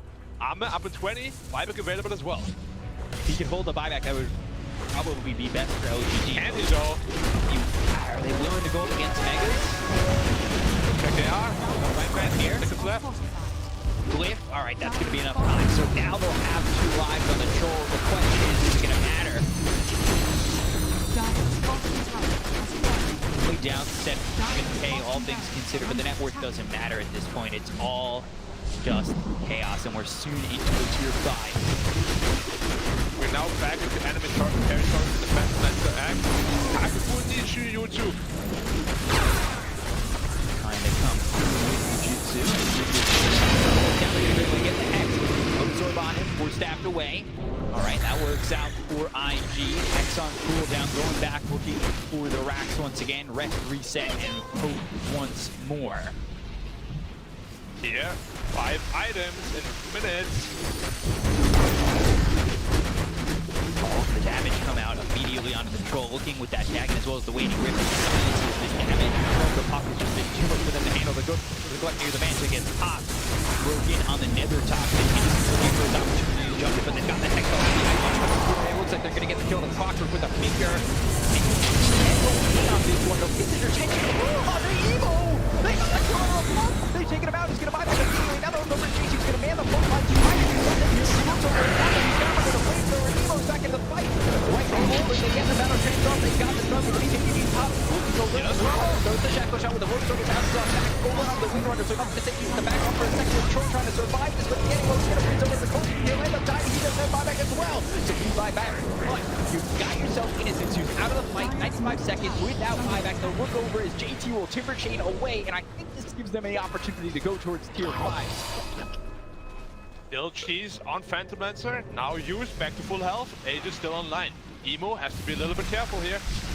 It's gonna be 4v5 fight. If he chooses to fight this tier 5 items in 30 seconds. They want to go mega creeps.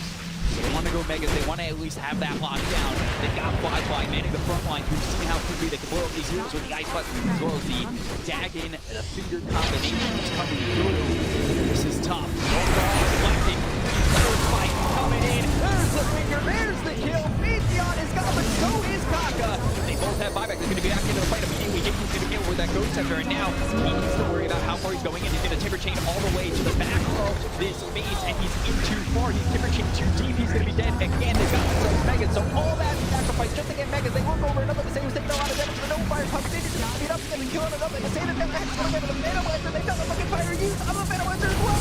Fly trying to turn this around. He'll go after him. He'll rip away the Double Earthquake, getting up the Shadow Shuttle, but they've got the damage coming out of the Fly with the no fire on it. He gets the Double Gang out of the high ground. They're close to the back. They've got the pirate now all of a sudden. He's going to wear that cap. Outside of LGD, they're going to kill the King. They look over another. They say they've got the fingers that hit the Kaka. Gets taken from another. They kill by that. Oh, Kaka. He got all the big fish again here. He is there. They're going to the grand final. Oh my God. They forgot about the base. The mega creeps were enough. I forgot about it too. I didn't even pay attention to it at all. IG going to the grand final rematch against EG. Last time they played, EG looked to be, you know, the favorite there. Let's see what they can do there.